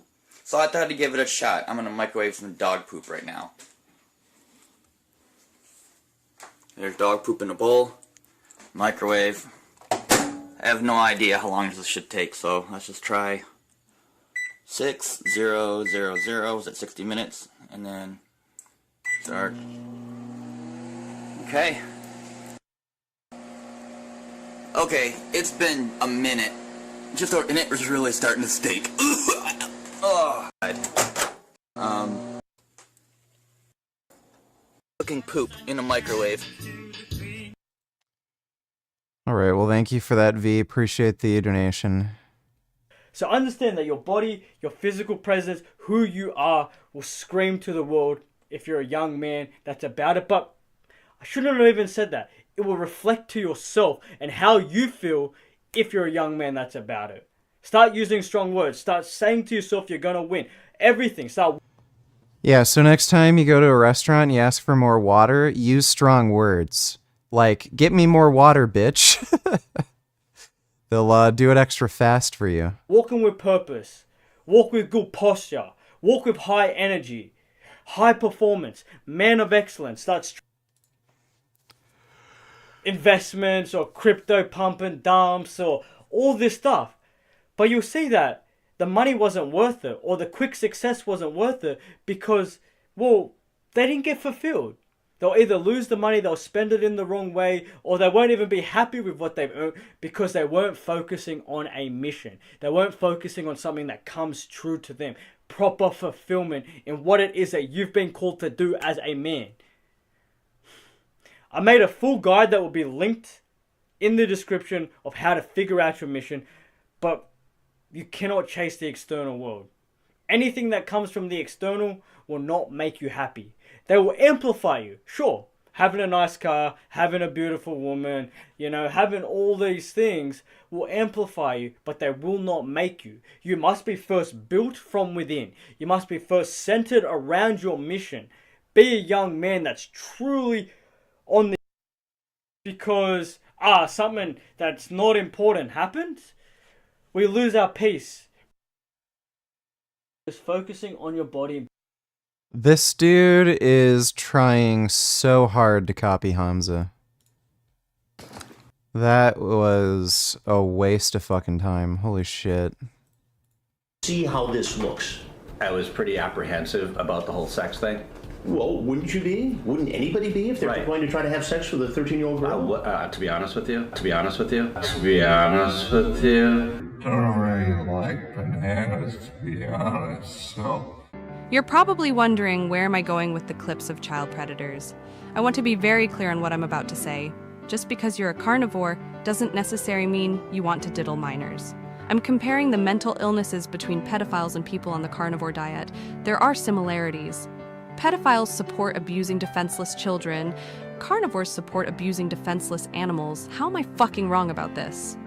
True. We need to have the government fund studies comparing carnivores to predators and see if there's any correlation between the two.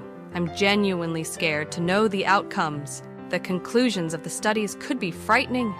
Not had something carnivore, but had a piece of cake occasionally, piece of cake occasionally, piece of cake occasionally.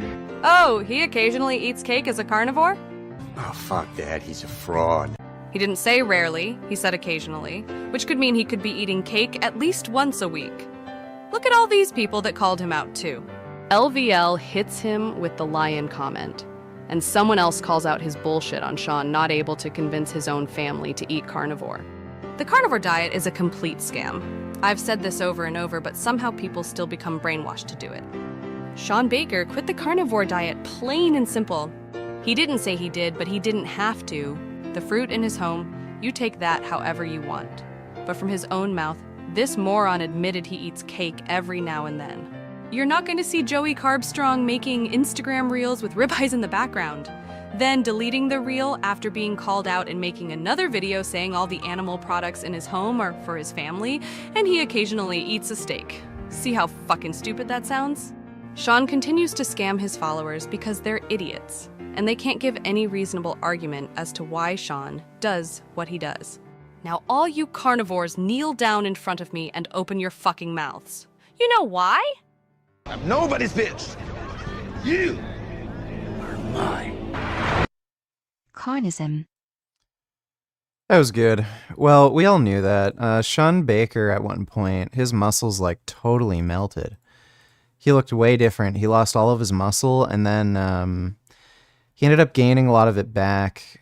It might have been steroids, but he may have actually tried for real following a carnivore diet, and then he lost all his muscle. That similar thing happened to Paul Saladino.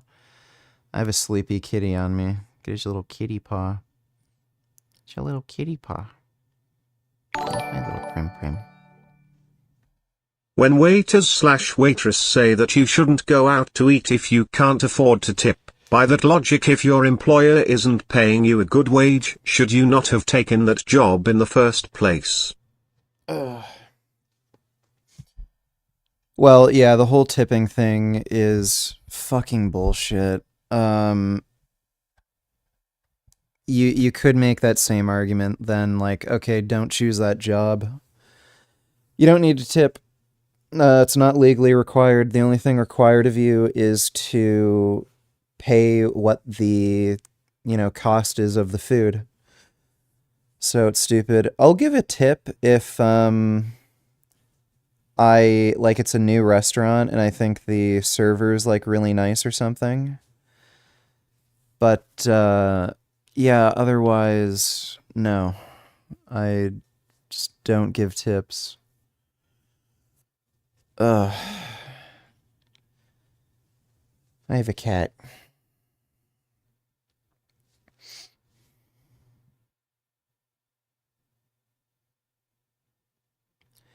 Don't know what this cat is thinking. You just thinking about cat things, Prismo?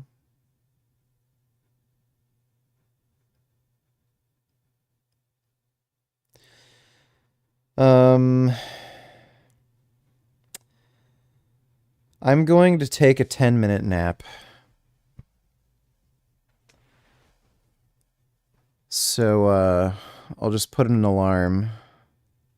But I'm going to go to sleep for 10 minutes. Because I am really, really fucking tired.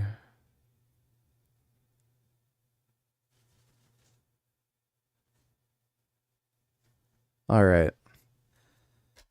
Nap time. You can still donate, but I won't react to it right away because I'm going to try to sleep.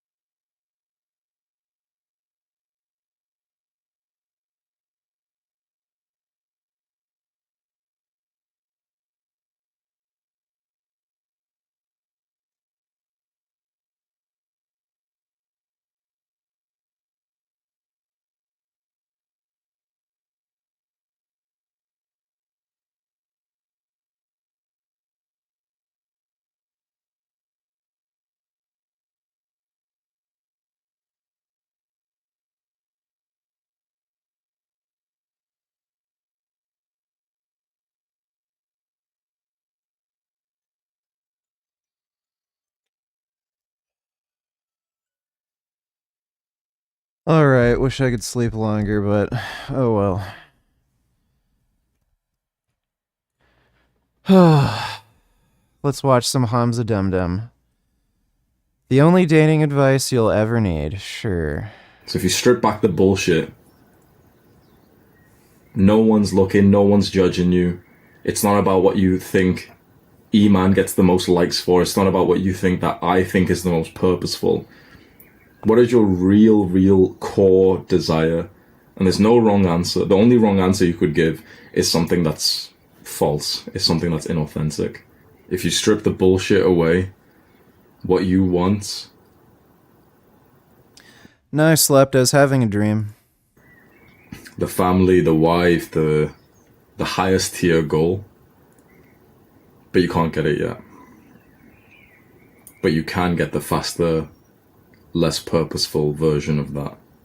The girls on Tinder. So you're playing a different game. That makes no sense. So there's no such thing as objective purpose or meaning or anything like that. So, and he admitted there's no wrong answer. The only wrong answer would be something that's not true. So something you wouldn't believe in. If you just want to get laid and have casual relationships, then that's your goal. That wouldn't be any more or less purposeful. I think he's using purposeful as meaningful here, than wanting to have a wife or kids. It's entirely subjective. I would rather have casual relationships with a bunch of different women than have a long-term relationship if it meant that I had to have kids. I don't know how one life is more meaningful than another life. It's not. And then you're getting frustrated that you're playing that game. So in the end, you have a basketball game. That's the game of like finding the wife and having children. And to practice for that, what you're doing is playing football and getting annoyed that it's not basketball. You're meeting these girls from Tinder who aren't wife quality, and you know that you're not going to marry this woman. And so you're thinking, okay, well, I may as well just get my nut quickly. And then it gets fucking annoying when you don't even get your nut and you wasted 5 dates with this girl who, you weren't even taken seriously anyway. Remember that last call? I think you must have been on it where I was talking about the infinite game. The infinite game is this beautiful thing where you start and you have this assumption that this game, this thing that we're doing right now, I'm pretty much going to do it for the rest of my life. And yet, people play finite games. They start something which they know is they're going to end, and the worst thing to play a finite game with is in a relationship. You get into a relationship, or whatever you want to call it. That's not true at all. That's absolutely bullshit. Most of your relationships are going to fail, even long-term ones. That's just the way it is. Even if you're only looking for long-term relationships, again, in all likelihood, it's going to fail. People drift apart, go out of love. Maybe you weren't that compatible to begin with. This and that. So with that knowledge, again, why does that make any of the experiences you had with a person less meaningful to you? If you know in the future, either there's a high likelihood you'll break up or you're going to break up. This situationship with a woman who you know that you actually don't want to stay with her. Right now you're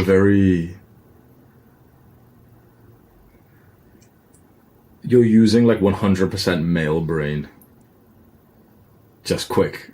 Trying to get to the outcome that you want, which is, okay, how do I find out? How do I get into this relationship right now? It's too much red pill. This is like way... Well, that's bullshit. It just sounds like he wants to get laid. What does he mean relationship? He's just dating on fucking Tinder. Way too much red pill. A little bit of purple pill never hurt anyone, bro. It's actually more logical when you really think about it. It's okay. You've got the... It's not any more logical. It's just personal preference.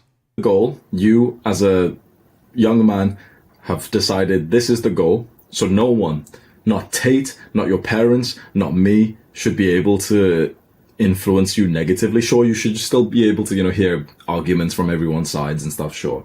But you know what you want. So start to pursue that.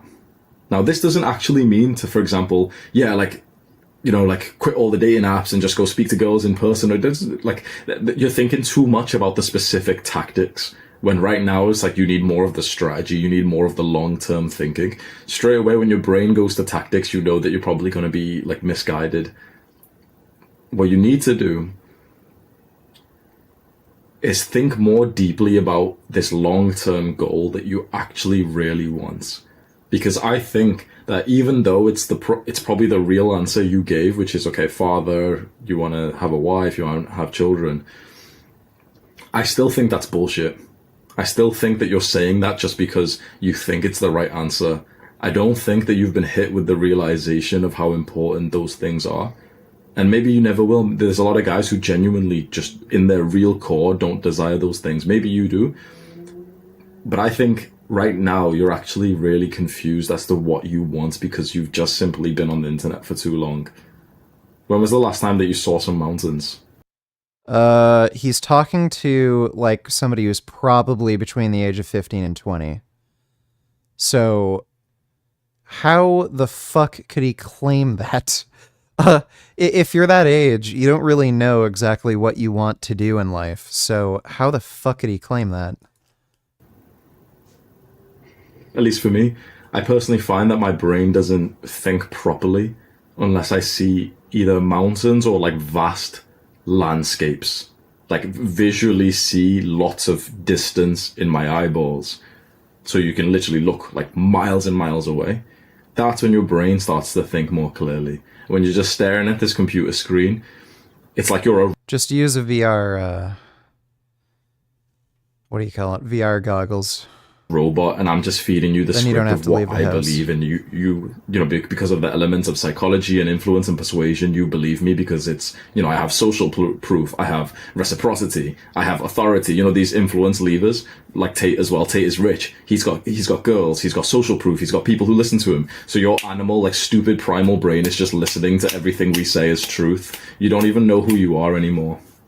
You don't even know what you actually really want. Yeah, it's because you're talking to a fucking 15-year-old. They're impressionable. Dating apps are fucking worthless. They benefit women because they get the attention they want. But for men it's pointless if you're not a 9 or a 10. I remember when I was on one, there were people taking advantage of simps and scamming motherfuckers. Oh, there's a lot of scammers on dating apps for sure. Yeah, like, I mean, you're gonna have way less success on most dating apps if you're a dude who isn't particularly good looking. But, I wouldn't say they're useless. Like, that's just bullshit. Like, again, Tinder is its own thing. There's different kind of communities on different dating apps. And, as long as you make a good profile and you're reasonably good looking, you can get some, like, decent matchups. It's not a totally doomer, like, you know, some black pill channels say. But thanks for that donation, Killing Titan. Maybe it's time for a little bit of disconnection and deep thinking. Disappear. As soon as you can. 1 day, 2 days. Take a Dude, he just needs to get older. He's 15. train somewhere far away. No technology, you know, bring your phone for emergencies and turn it off completely. And literally just walk in this random, like, town that you can get a train to or something. And try and go to, like, the highest point where you can see, like, vast horizons, visually see it. And literally just ask yourself... Dude, imagine paying $500 for this bullshit. What is the point of my life? Yeah, lame as hell. That is some stupid advice. Again, he's probably talking to somebody between the ages of 15 and 20. And he's like, you've been on the internet for too long. You don't even have your own opinions. Incels and the black pill are right. They're not. They're just virginal losers. But thanks for that donation, Turbo Black Pill. How to get over her. That sounds great. Feminists got another one. This is the plight of so many young women, man. It sounds so sexist, but they don't realize that their best life would absolutely come from getting married and having children, at least with like a capable man. And yeah, what a cope. They don't even realize that if they married me, they'd be happier than if they broke up with me and with some dude who isn't a fucking lying jackass. toxic feminism has convinced them all that like working a 9 to 5 is better. Where we're working like 12 hours a day and shit. We know what the 9 to 5's like, and like these women are just being sold into this capitalistic system, and to not have choice. It's fucking awful, man. So yeah, I don't blame you, bro. This is so stupid. It's a total myth. What age did you start making videos and what motivated you to post them? When did you realize you would make YouTube a career? I think I was either 23 or 24 when I first started uploading to YouTube. I decided to make it a career just when my channel just started blowing up, and I didn't expect my channel to get super popular like right away, and yeah, just when it started making money and I noticed how good I was at making videos and shit, that's just when I decided to make it a career. Thanks for the donation though, Majin Buu. Appreciate it. Yeah, so this is bullshit. Women are working because they have to. The cost of living is just so high that they have to work. Like, it's not uncommon, especially in major cities, to find, studio apartments or even bachelor apartments that are like $2,000 per month. Like, how the fuck are you going to afford that, like, to live if you're not fucking working? Like, it's just stupid.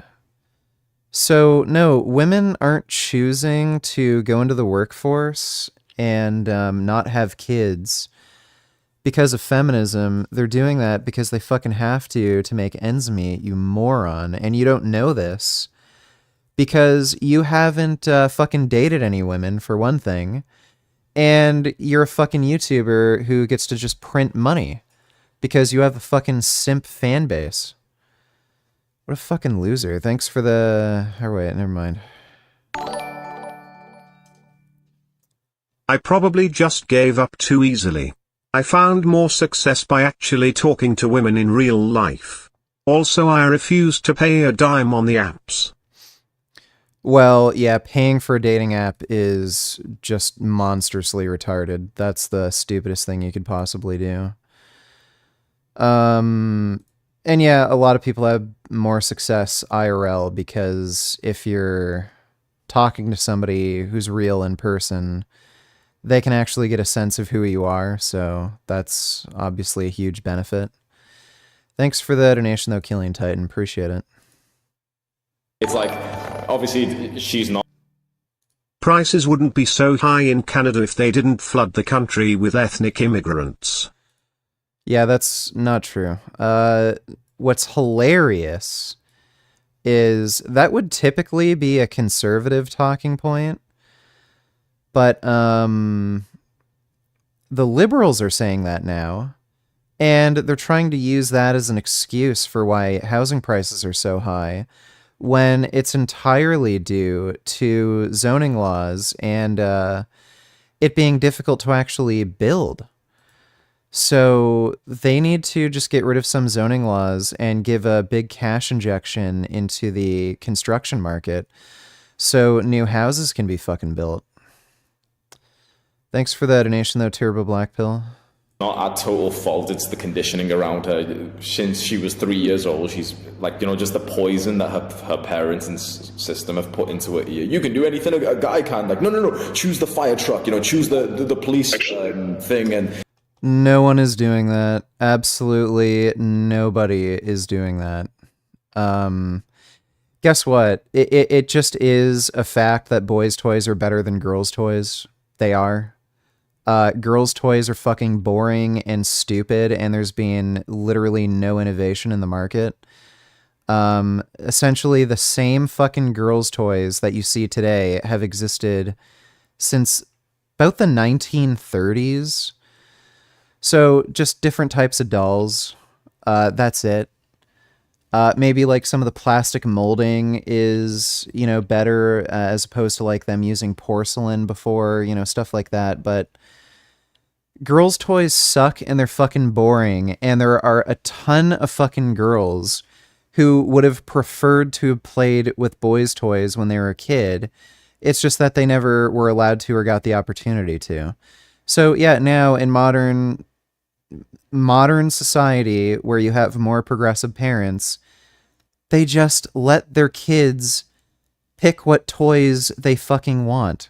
And if a girl wants to play with fucking a radio-controlled fire truck or something, or play Mortal Kombat, they'll play Mortal Kombat and play with a fire truck or whatever the fuck.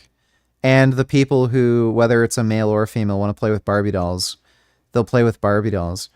I knew a girl who, like for Christmas would get like stupid shit, and then like her brother would get like a PlayStation or something. So where is he even getting this? Like, he doesn't talk to women, clearly. Choose the color blue. You can choose the blue if they've just been feeding him this bullshit now. She feels like she needs to, release this stress as that's more of a masculine trait instead of being filled up by love. And yeah, it seems like you will need to move on. At first I wanted to just ask you, like, is there a way we can, patch things up and everything? But when someone's got such poor values, there's no point trying to put a band-aid over it. If it was something like, I don't know, long distance, we can maybe try and fix things. You can tell even with the mosaic filter, these people are like between 50 and 20. This is probably like a 17-year-old guy there. It was this thing or this mistake, fine. But when someone's got like deep-rooted beliefs that are totally different from yours, it's very hard to change that, because along with those beliefs, you let me know if not, but like, she's gonna have friends, she's gonna have those habits, she's gonna, she wants to have fun, so maybe that'll start to involve like alcohol and partying and other guys. So it's just not really like a wife potential kind of girl, the trajectory she's going down into. Oh bro, no girl is actually like that. Like, this is the truth about every girl, no matter how, like, imagine the biggest, like, slut ever. It's still the same about that. No woman is supposed to be like that. No woman is supposed to be, like, super, super masculine. No woman's supposed to give up. This is the most retarded shit I've ever heard in my life. He is so sexist, he doesn't think women are their own individuals, and they all just have to act the same way. It's unnatural, of course it is. Just as like men aren't supposed to be weak either. So it's like there's some people who seem more natural. Weakness is not a character trait necessarily, depending on what you mean by weakness. That's a physical characteristic. So, like, what is he talking about? Actually, let's say, women who are more masculine, who don't want to be, like, feminine and everything, but it's the same bullshit conditioning, brainwashing for all of those types of people. So I wouldn't, like, give that as a defense to her, and if it does seem hopeless to you, then we just need to focus on getting you to move on. There's two ways I can see with that. The fastest way for you to stop feeling this pain that you feel is for you to specifically just go and like date or sleep with more women fast. Like, just do that. The issue with that is like, then at that point, obviously boys' toys are better than girls. Case in point. What do you call the new water and ooze blasting oozinator? Oh, yuck! Blech! Gross! Ew! Disgusting! And of course, awesome! The new oozinator blaster from Super Soaker. Major pumping required. Refills sold separately. Well, I'd rather play with that than a stupid doll. Thanks for that donation, though, Adam. Yeah, so this is stupid advice. You want to know the best way to get over somebody? Watch some hentai, delete all their fucking social media, and then go find another girlfriend or boyfriend. That's all you need. Yeah, it kind of sucks breaking up with somebody you've been with for a while and you had a lot of feelings for them. Guess what? There's 1,000,000,001 other people like that out there. You don't need any one person. So, and the best way to realize that is to blank them from your life and then just go seek out somebody else, and you'll find pretty quickly that you get along with many other girls and you can have fun and have a nice relationship with them. The idea that, oh, you need to go out and like fuck all these women and get laid, like, no. Just blank them from your life and just talk to some girls and go on dates, and you'll forget about them pretty damn quick. It's Gay to Smoke donated $2. Don't be a fag, don't smoke, play games now. Let me see.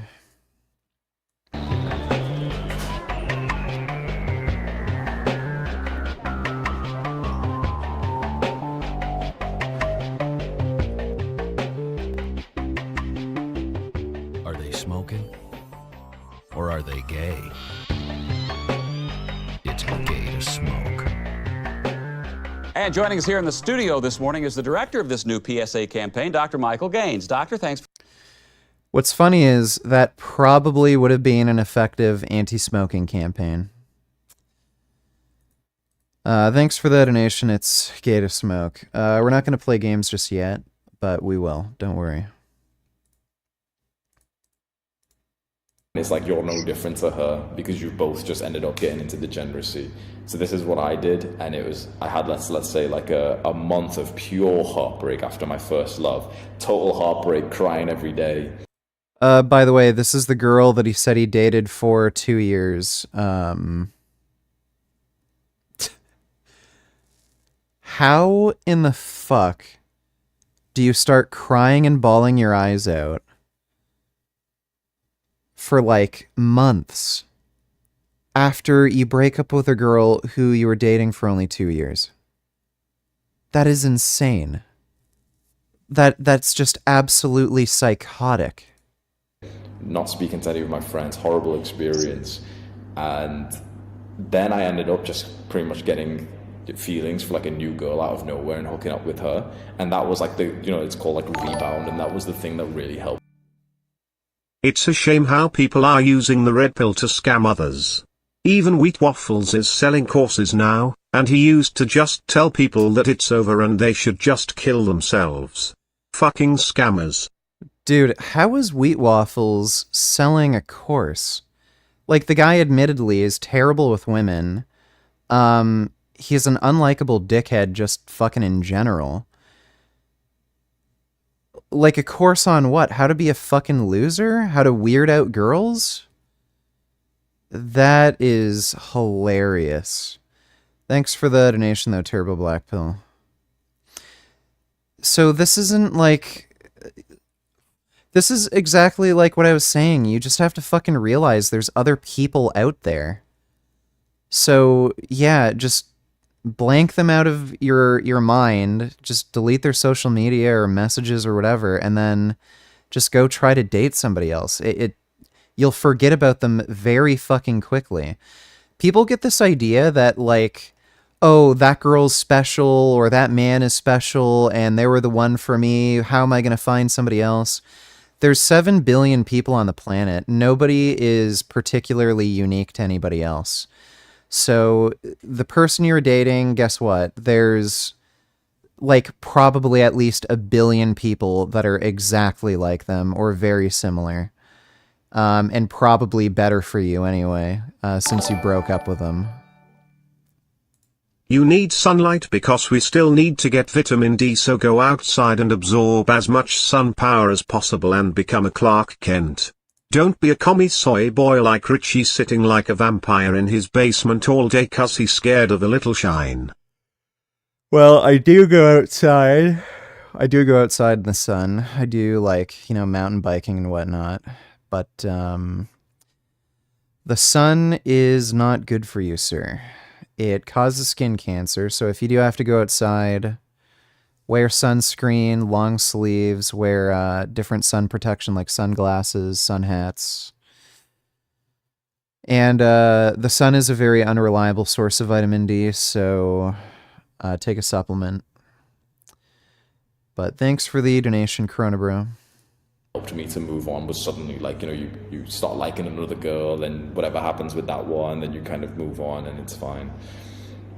I wouldn't totally recommend this one, because then all you're doing is just like lowering your quality, and it's kind of like the easier way out to deal with your pain. This kind of pain could last genuinely years, and maybe it's a good thing that it does, because depending on what kind of life trajectory you want to go down, this could be the most valuable learning lesson that you are. That is stupid. You should never feel remorseful or sad after a breakup for that long. That is psychotic, obsessive, psycho wacko stalker behavior. Like, it's okay to be a little down for like a week or two, but like, again, get over it. That is insane to fucking be heartbroken after years. Actually having your life is like the learning. Sid donated $2. This was the only brand of Lion's Mane that I found to have third-party lab tests. It's expensive, but it has good reviews too. What do you think? I would say just buy Lion's Mane mushrooms, dude. Why would you even, like, risk... What the fuck is this shit? Why would you even risk taking something in a supplement when it's an actual food? Just buy Lion's Mane mushrooms. It doesn't matter if you get it dried or something. Just buy it and eat it. Thanks for the donation, though, Sid. Lesson of heartbreak. So if I was going to give advice to you, or let's say to my younger self who was experiencing heartbreak for for the first time, I wouldn't tell him to go get that rebound. I'd actually tell him to sit with this pain for probably a year, probably 2 years, maybe a couple of months, who knows, like how long it'll be specifically for you. Of course, follow the usual sort of breakup habits, block her from everything, don't look at the pictures. If you keep looking at the pictures, delete every single one. You've got to rip off the band-aid with these things. You've got to not be speaking to her. It's not about ripping off the band-aid. You just don't want to be putting yourself in a situation where you're still thinking about the person. It's not a band-aid rip. So, like, that is good advice. Yeah, if you do feel shaken up and sad and everything from a breakup, yeah, delete their photos and crap and don't look at them. Friends, create some physical distance, create some digital distance, and just sit with the pain. Because if I could go back right now, I would have told younger Hamza, like, don't sleep with that new girl right now. Like, you don't actually like her. You're only doing it to get over this current girl. But by doing that, like... Well, that's fucking bullshit. Just be mindful. If you know that you're doing that, then yeah, sure, don't do it if you think it'd be harmful. But you absolutely should start trying to date other people. Why shouldn't you? You are going to push yourself down degeneracy. It was no... By the way, what is degenerate about casual sex exactly between consenting adults? It was no surprise that after I did the rebound, after that I became a degenerate for like 2-3 years, and I lost like 3 years of my life, of my purpose, just chasing girls like unproductively. It did nothing but like sort of harm me, and I don't want that for you. So my advice for you, Kyle, is suck it up, bro. Yeah, the amount of humble bragging this guy does. I was a degenerate. I was having sex with so many different women after a breakup. There were like so many girls just riding my dick, sucking me off, and I was having threesomes. Oh, it was so degenerate. Like, yeah, okay, dude, we get it.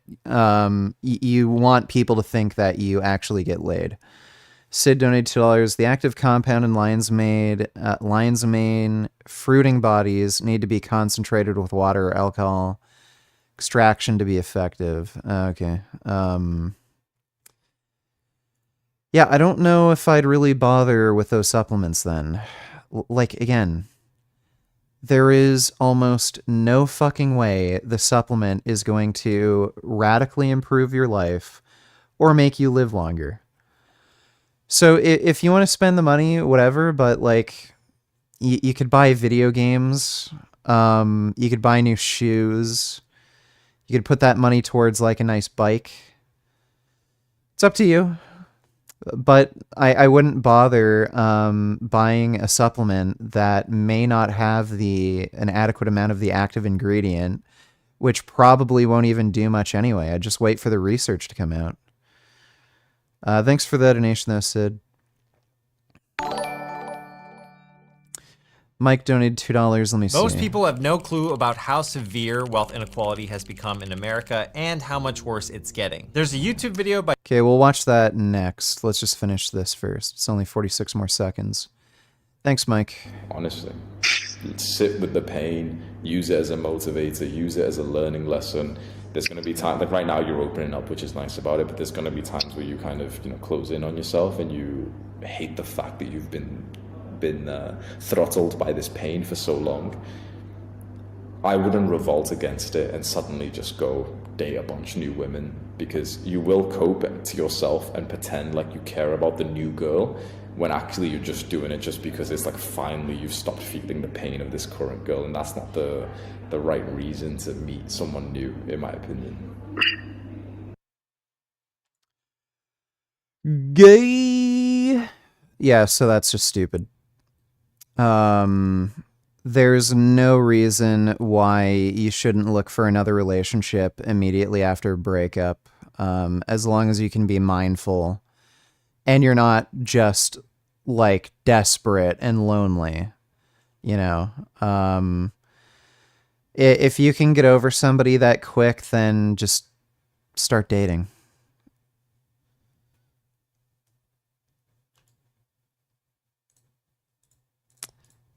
by user Paulet Zane, where he references a study done by a Harvard economist and professor, and the study asked 5,000 Americans how they believed wealth was distributed in the United States. The group was first asked what they thought the wealth distribution in America looked like. Dividing up American wealth into 5 segments, the participants came up with the following, a bar chart that looks like this, with the top 20% owning a little bit more than half of the nation's wealth, and the bottom 20% owning just a sliver of wealth, no more than 5%. Participants were then asked what they thought the ideal distribution should be. Over 9 out of 10 participants said it should look something like this, slightly more equally distributed, but the top 20% of course still owned quite a bit of the nation's wealth.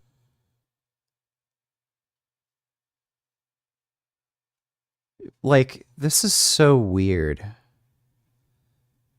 I don't understand this graph exactly, like bottom 20%. What does that mean? Because, I mean, if you're in the bottom 20%, you could, in theory, still be wealthy. But, like, it's weird to me if they set up this graph where people thought 20% of people should be, like, broke as fuck. Like this to me seems like poverty. This is like, you know, low income, not quite broke, but poorish, middle class. Everybody knows what middle class is. And then, like, why the fuck would you want 20% of people living in poverty? Like, if anything, there should just be middle class and then, like, rich and really wealthy. Like, there should be no fucking people in poverty.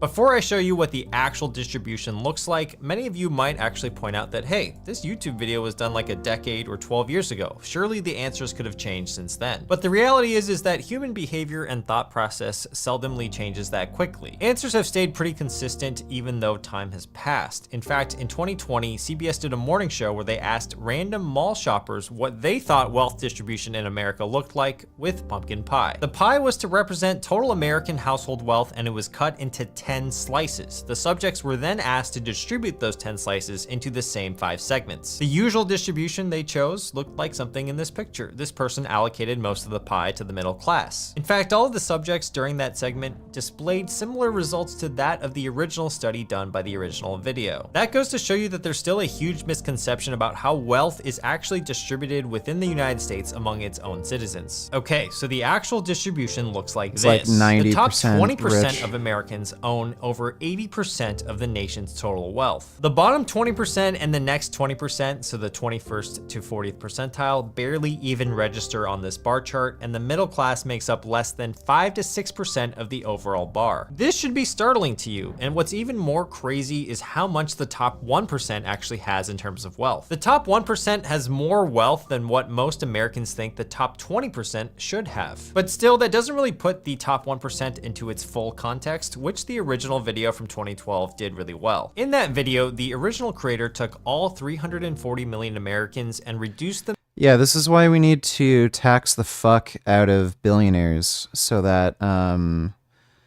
we can do things like end poverty and homelessness. But no, it's more important if they're just, you know, ridiculously rich and have so much money that they couldn't possibly even spend it in their lifetimes.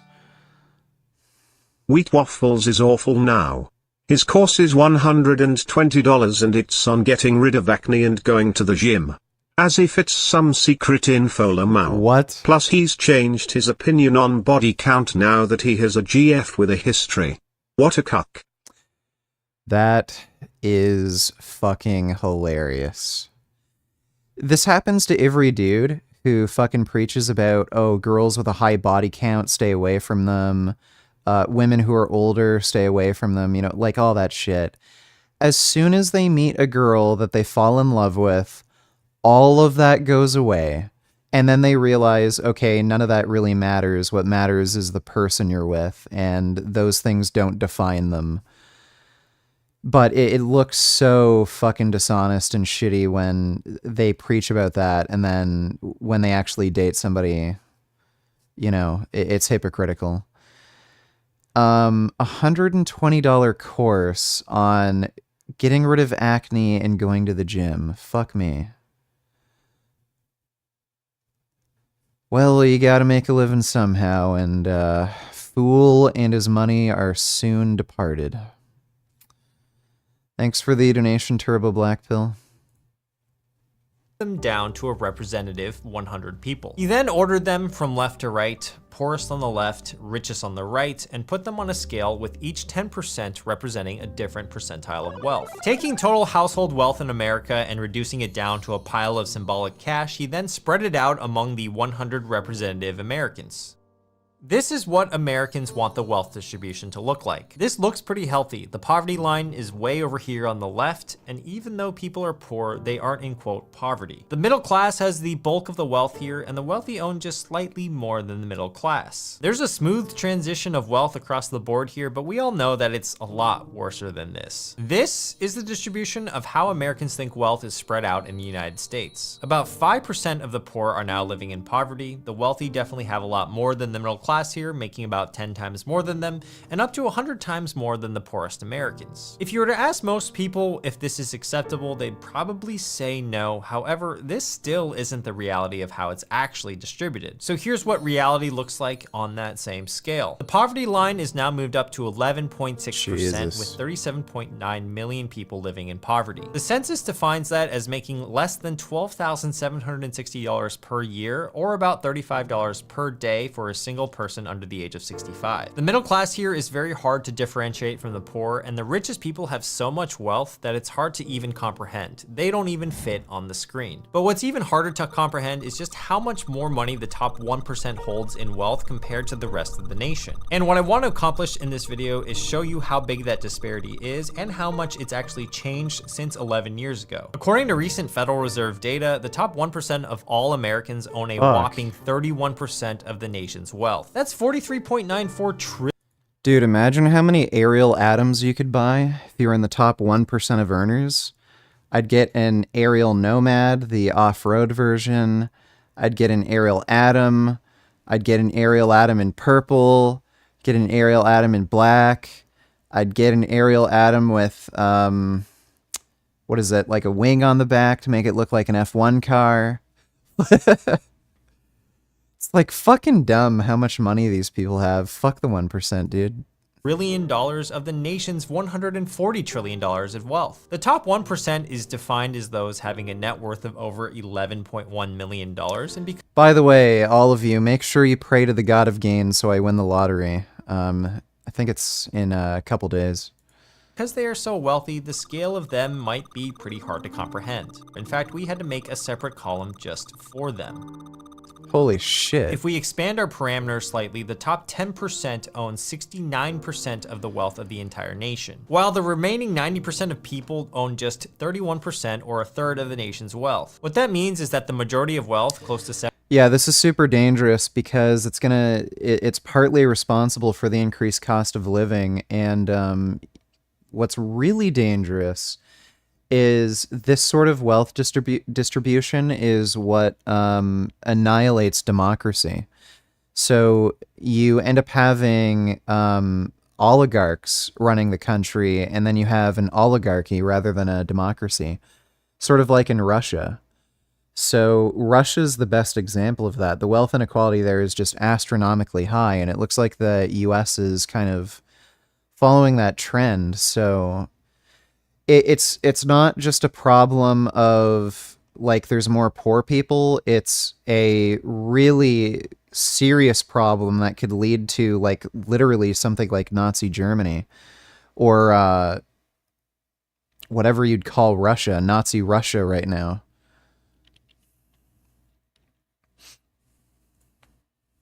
.70% is concentrated in the hands of few. What's even crazier is that the bottom 50% owns just $3.44 trillion of wealth. That means the entire bottom half of the population in the United States owns just a mere 2.45% of the entire. But you see, rich people need all that money because why else would they invent Walmart if they couldn't have all that money? So then we wouldn't be able to shop at Walmart or something like that. And then they wouldn't be able to pay their employees as much, even though Walmart employees don't make anywhere near as much as they should. So we got to give them more money so they're even more rich, so there's even more income inequality, so that they can pay their employees more. But then if there's more income inequality, that means that lower wage earners are earning less. So just, you know what, just give all the rich people all the money, so that they can figure out how to run our lives because they're smarter than all of us. Nation's wealth. The crazier part though is that even though you think that's bad, that's actually an improvement since 2012, where the bottom 50% just owned 0.87% of the nation's wealth. That means the bottom half of the population has nearly doubled their total household wealth since 2012, but that doesn't really matter because the top 1% also grew their wealth considerably. It's important to understand how wealth inequality has changed because that gap has certainly widened over the years. According to the Organization for Economic Cooperation and Development, they conducted a 20... Oh, fuck yeah, I'd still stream if I won the lottery. Dude, I like streaming, and I can't really think of anything else I'd rather do, like, on my spare time. So, yeah. I'd probably do a lot of IRL streams, just doing fun stuff. Because then I wouldn't really have to worry about donations and shit like that and what people want to see. I'd just stream more crap that I like doing. So I'd like stream myself driving an Ariel Atom or something. That's the car I want. I don't think I'd really get any other cars other than maybe a rally car. I'd get a Ariel Atom and a rally car. I'd probably stream more video games. But yeah, I'd still fucking stream. 2018 study on wealth inequality across 28 industrialized countries, and one of their primary... All right. I don't think we have to go through this entire video, but that's amazing. That's crazy how bad income inequality is. Oh, all right. Since you've all been asking, it is video game time.